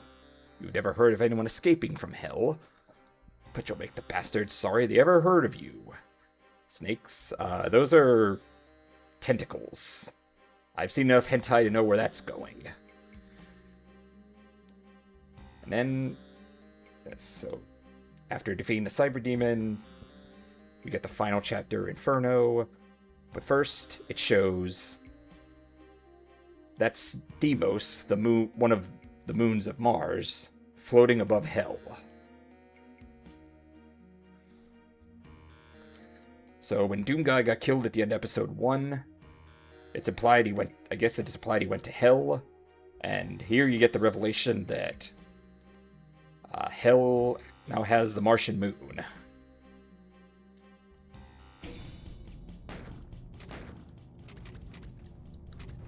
And now we're going to go to Dis, New Phone Who Dis, to show off the last bit of story and the infamous Spider Mastermind.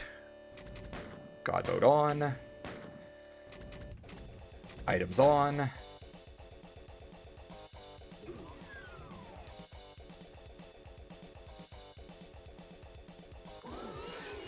Yep, that's the Spider Mastermind. That weapon is no ordinary chain gun. It's a super chain gun. And what makes it super is it basically fires like basically an automatic shotgun. So if I turn off God mode, watch how quickly I get shredded.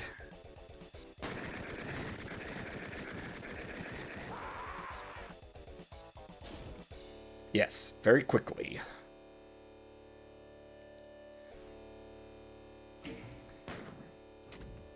But the Spider Mastermind has 3,000 hit points, so it's very tanky.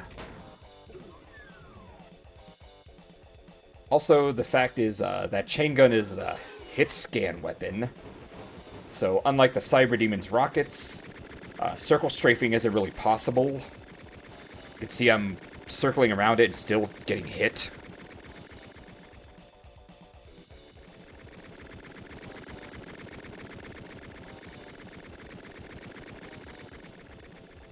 But yeah, point-blank BFD shot should be enough to take it out if RNG is in my favor. But the shotgun, or the super chain gun, does push away. So getting close enough is a bit of a challenge. Boom. How do you dodge that? That's the neat part. You don't. The hit scan attacks are... When it comes to stuff like the Imp Fireballs, the Cacodemon Electric Balls, and the Cyber Demon's Rockets, those are projectiles that you could strafe around. The Zombie Man's Rifle, the Shotgunner Shotgun, and the Spider Mastermind's Chain Gun are hit scanners, so you can't really dodge it. You kind of, yeah, you kind of do have to take it. And with the Spider Mastermind, that thing is so powerful that even at a distance, it's probably going to pick you off slowly. You kind of have to just fire off the BFG and hope for the best. And this map here shows id's interpretation of hell.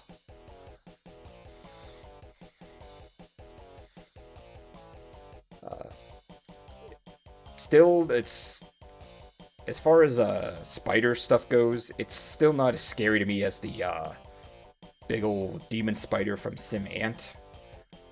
That thing is quite terrifying for a Super Nintendo game, but whenever I get to that, do you think hell is scary? It can be. The this interpretation of hell is very scary. If we're talking something like Castlevania, where the enemies can range from cliched zombies and skeletons to big titty goth dommy mommies, that's not as scary. Actually, kind of makes me wonder if Doom Guy had to fight. If Doom Guy had to fight a demon and it looked more like Lulu from Final Fantasy X than whatever the spider demon is. Would he pull the trigger, or would he say, or would he be like, "Let me put my face in them booba"? I can tell you what response I would take, but anyway, here's the last bit of story. The loathsome spider demon that masterminded the invasion of the moon bases and caused so much death has had its ass kicked for all time. A hidden doorway opens, and you enter. You've proven too tough for hell to contain, and now hell at last plays fair. Except it doesn't, for you emerge from the door to see the green fields of Earth. Home at last. You wonder what's been happening on Earth while you were battling evil unleashed. It's good that no hellspawn could have come through that door with you. ...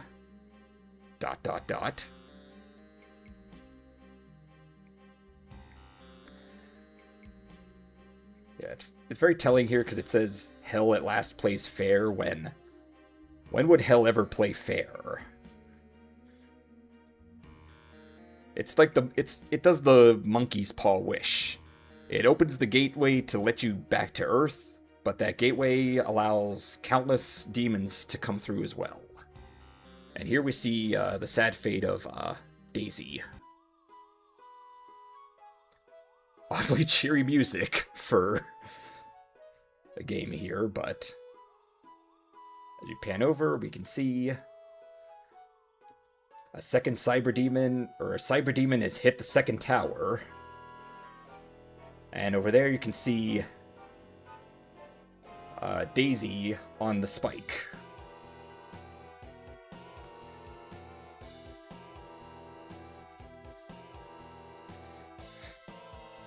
It says, "The end?"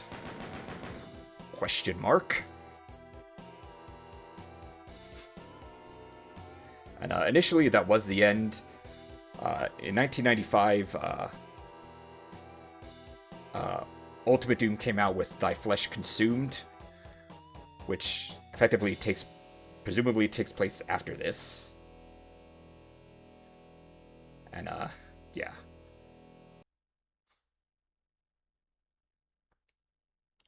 There's that. And then, let's see, was there anything else I wanted to show off? Oh, yeah, going back to, Phobos Anomaly. The spine looks like a hand. Yeah, it's not clear if it's supposed to be like a hand grabbing it or if it's impaled on a spike or something. But going back to Phobos Anomaly, I just wanted to show off something here in terms of that area that you get teleported into after fighting the Barons. If you see over there, that's the room that it teleports you into. Actually, I need the light amplification visor to see it. Yeah. Now, it's on an invisible, it doesn't look like it, but it is a damaging floor that even on God mode will it will damage you. As you can see here, actually I gotta turn off the turn the clipping on.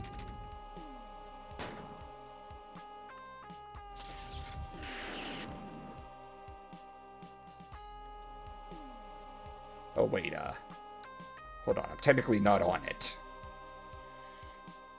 Hold on. Oh, yep. Yeah, see there how I was taking damage even though I had God mode on? Yeah, that's a feature, not a bug. However, if I use the invulnerability,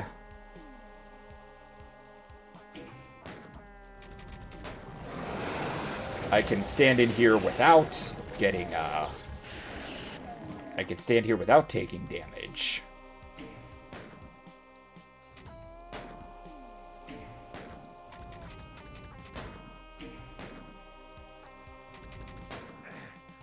See?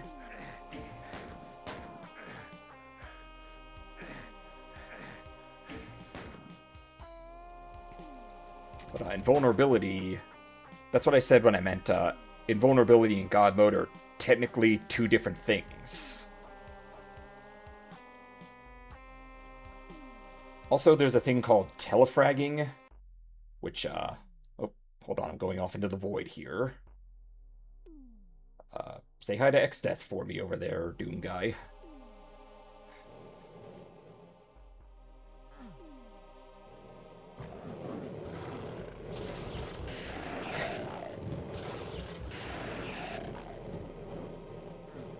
There was something else I was going to mention, I forget here. Alright, telefragging. Because there's teleporters that you can teleport on, but if an enemy is standing on it, you telefrag them, doing 10,000 points of damage, which kills anything, including you, the player. And God mode does not protect you from telefrags. It sucks.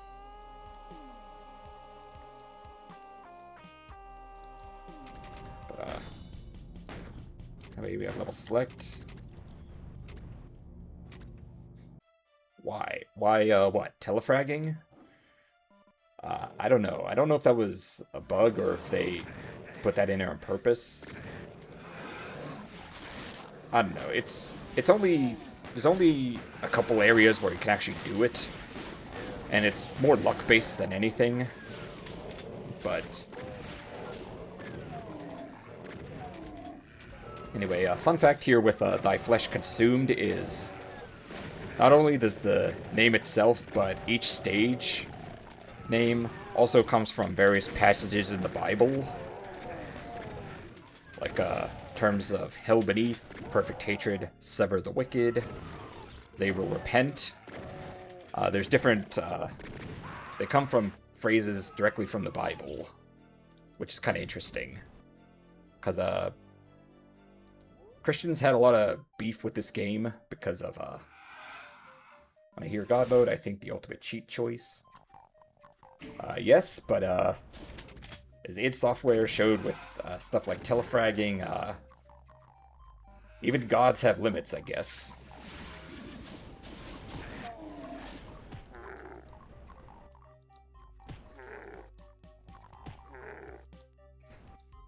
But, anyway, I think I'm going to show off multiplayer now, just for funsies.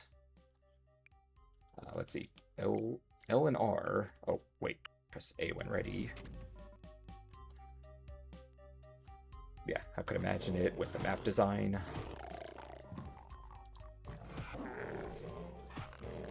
But yeah, there's also multiplayer, which is where Doom really shines, in the sense of, compared to Wolfenstein 3D, where there was no multiplayer, Doom did have multiplayer. It quite literally coined the term deathmatch. It wasn't the first-person game to have multiplayer, but, you know, basically most standards that people know for first-person shooter games started here.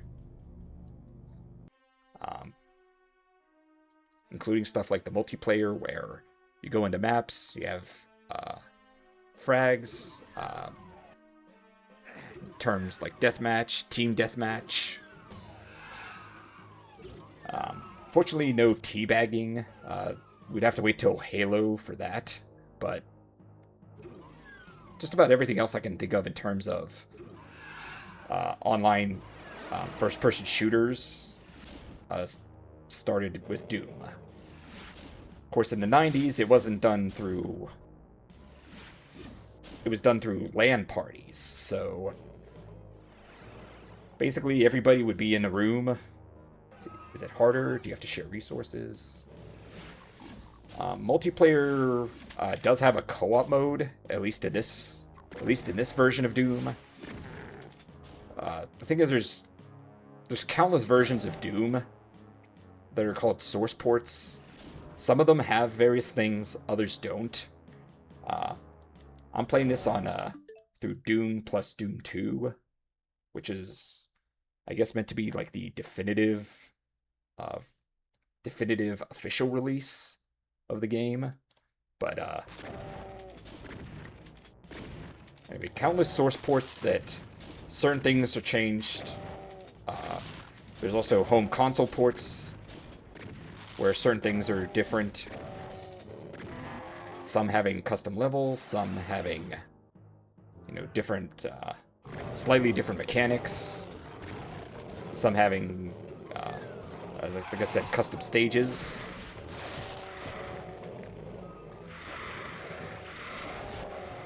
Because, as we learned in 2020, Doom is eternal. Even 30-odd years later, people still make mods, play multiplayer. In the 90s, though, multiplayer wouldn't have been online. It would have been through LAN parties, so everybody would have had a computer that would have then had an Ethernet cable running into a modem or something, and that's how people would have played. Which would have been, on one hand, it would be a lot more fun because everybody would be in the same room rather than having to talk through like a headset, or like I'm doing now where I have my headset, my microphone, and I'd have to talk to somebody through this. With a LAN party, everyone's in the same room, so whenever you manage to frag someone and they angrily shout the N-word, you would know who it is, because you could see them saying it.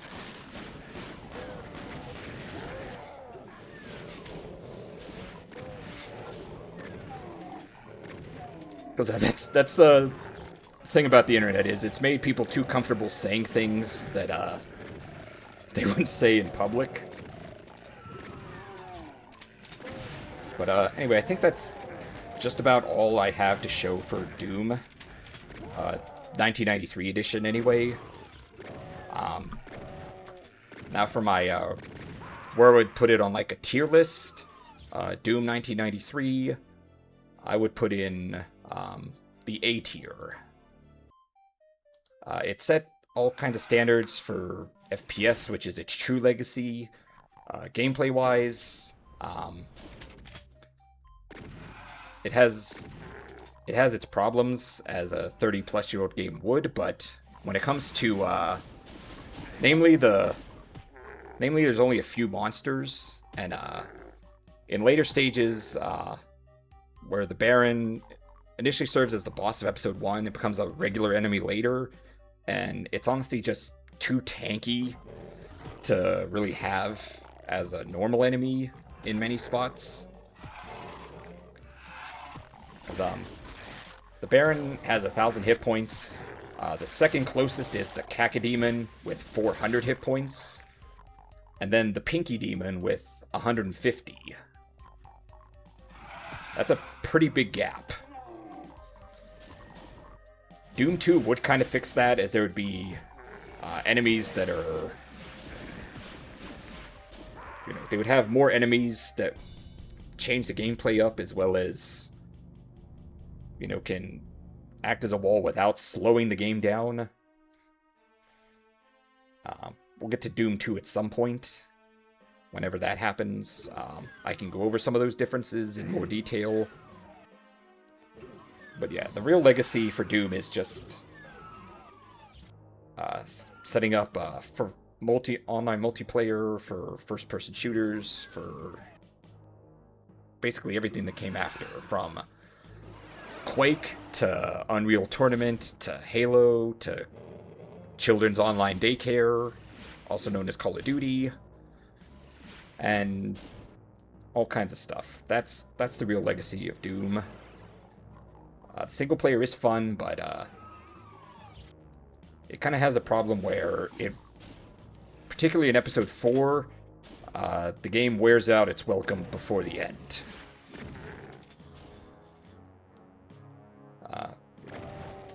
Really, they could have just left out episode 4 entirely, and that probably would have, or at the very least, made the first 2 stages in episode 4 more bearable. But yeah, I would classify Doom 93 as A tier. I mean, its gameplay's fun. It can get a bit boring if you marathon it. But, you know, to anybody who's ever played a first-person shooter, Doom says you're welcome.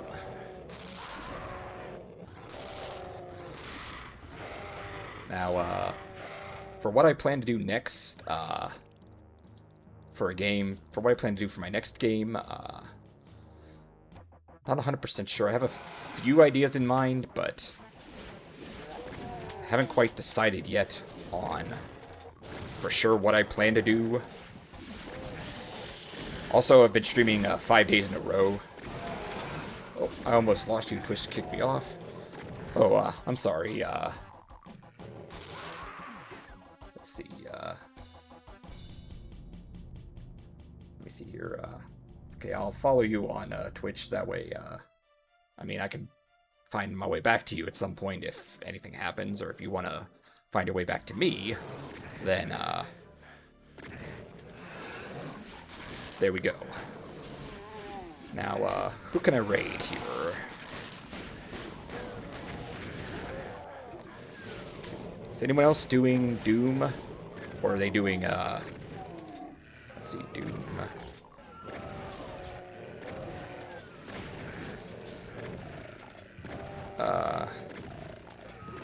I see people playing Doom 3 and Doom the Dark Ages, but not Doom 3, not Doom 93 specifically. Wait, you say wait, wait what? Do I have a schedule? Yes,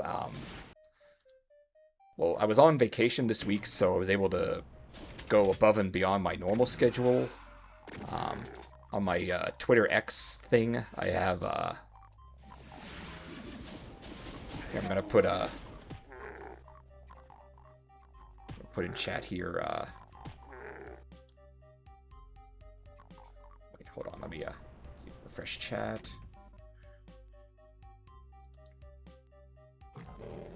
Yeah, I mean, there's the link to my, Twitter X, where I have, links to my, Twitch. Yeah, I have, my Twitch, YouTube VOD channel, a Discord server, and on there it shows my, my stream schedule that I attempt to go through, 8 p.m. to 11 p.m. Eastern Standard Time, Tuesday, Wednesday, and Thursday. Actually, wait, let me turn that off so it's easier to hear what I'm saying. Yeah, but my schedule, or tentative schedule anyway, is Tuesday, Wednesday, Thursday, 8 p.m. to 11 p.m. Eastern Standard Time. I say tentative because my work, or my job, can sometimes get overwhelming, and sometimes I end up having to cancel stream. But that's the one I aim for, is 3 days a week, max time 3 hours. But I was on vacation from work this week, so I was able to do 5 days in a row of streaming, as well as going well beyond my normal time. Because it's I don't know what time it is for you, Lemon, but it's 12:20 a.m. where I am. So yeah, it's pretty late. Normally I would cut off at 11 p.m. for the sake of ensuring I can get enough sleep for my job.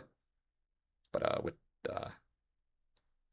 when I was being on vacation this week, I was able to do um, stream on Monday and today, and for longer than I normally would. It's 7 a.m. for you. Good morning. I'm gonna go to bed now after I find a raid target. Let's see who's available or who would make sense.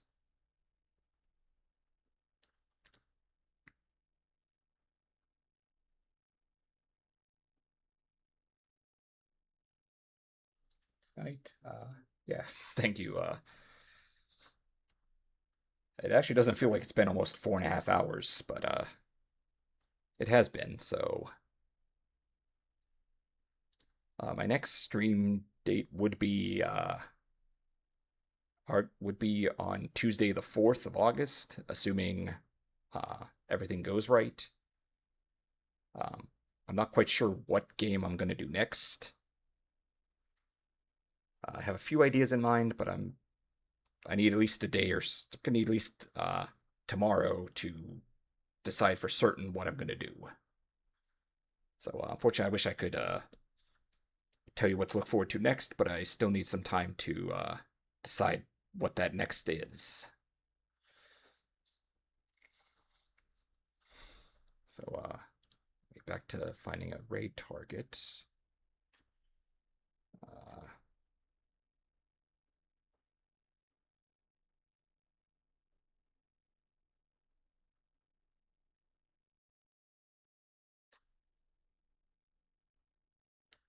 Actually, I think I'm just gonna not worry about a raid tonight. Um, it doesn't matter what game it is, just make sure you show up. Of course, if I don't show up, who will? But anyway, till next time, this is Jackrid VT. Ride the wind.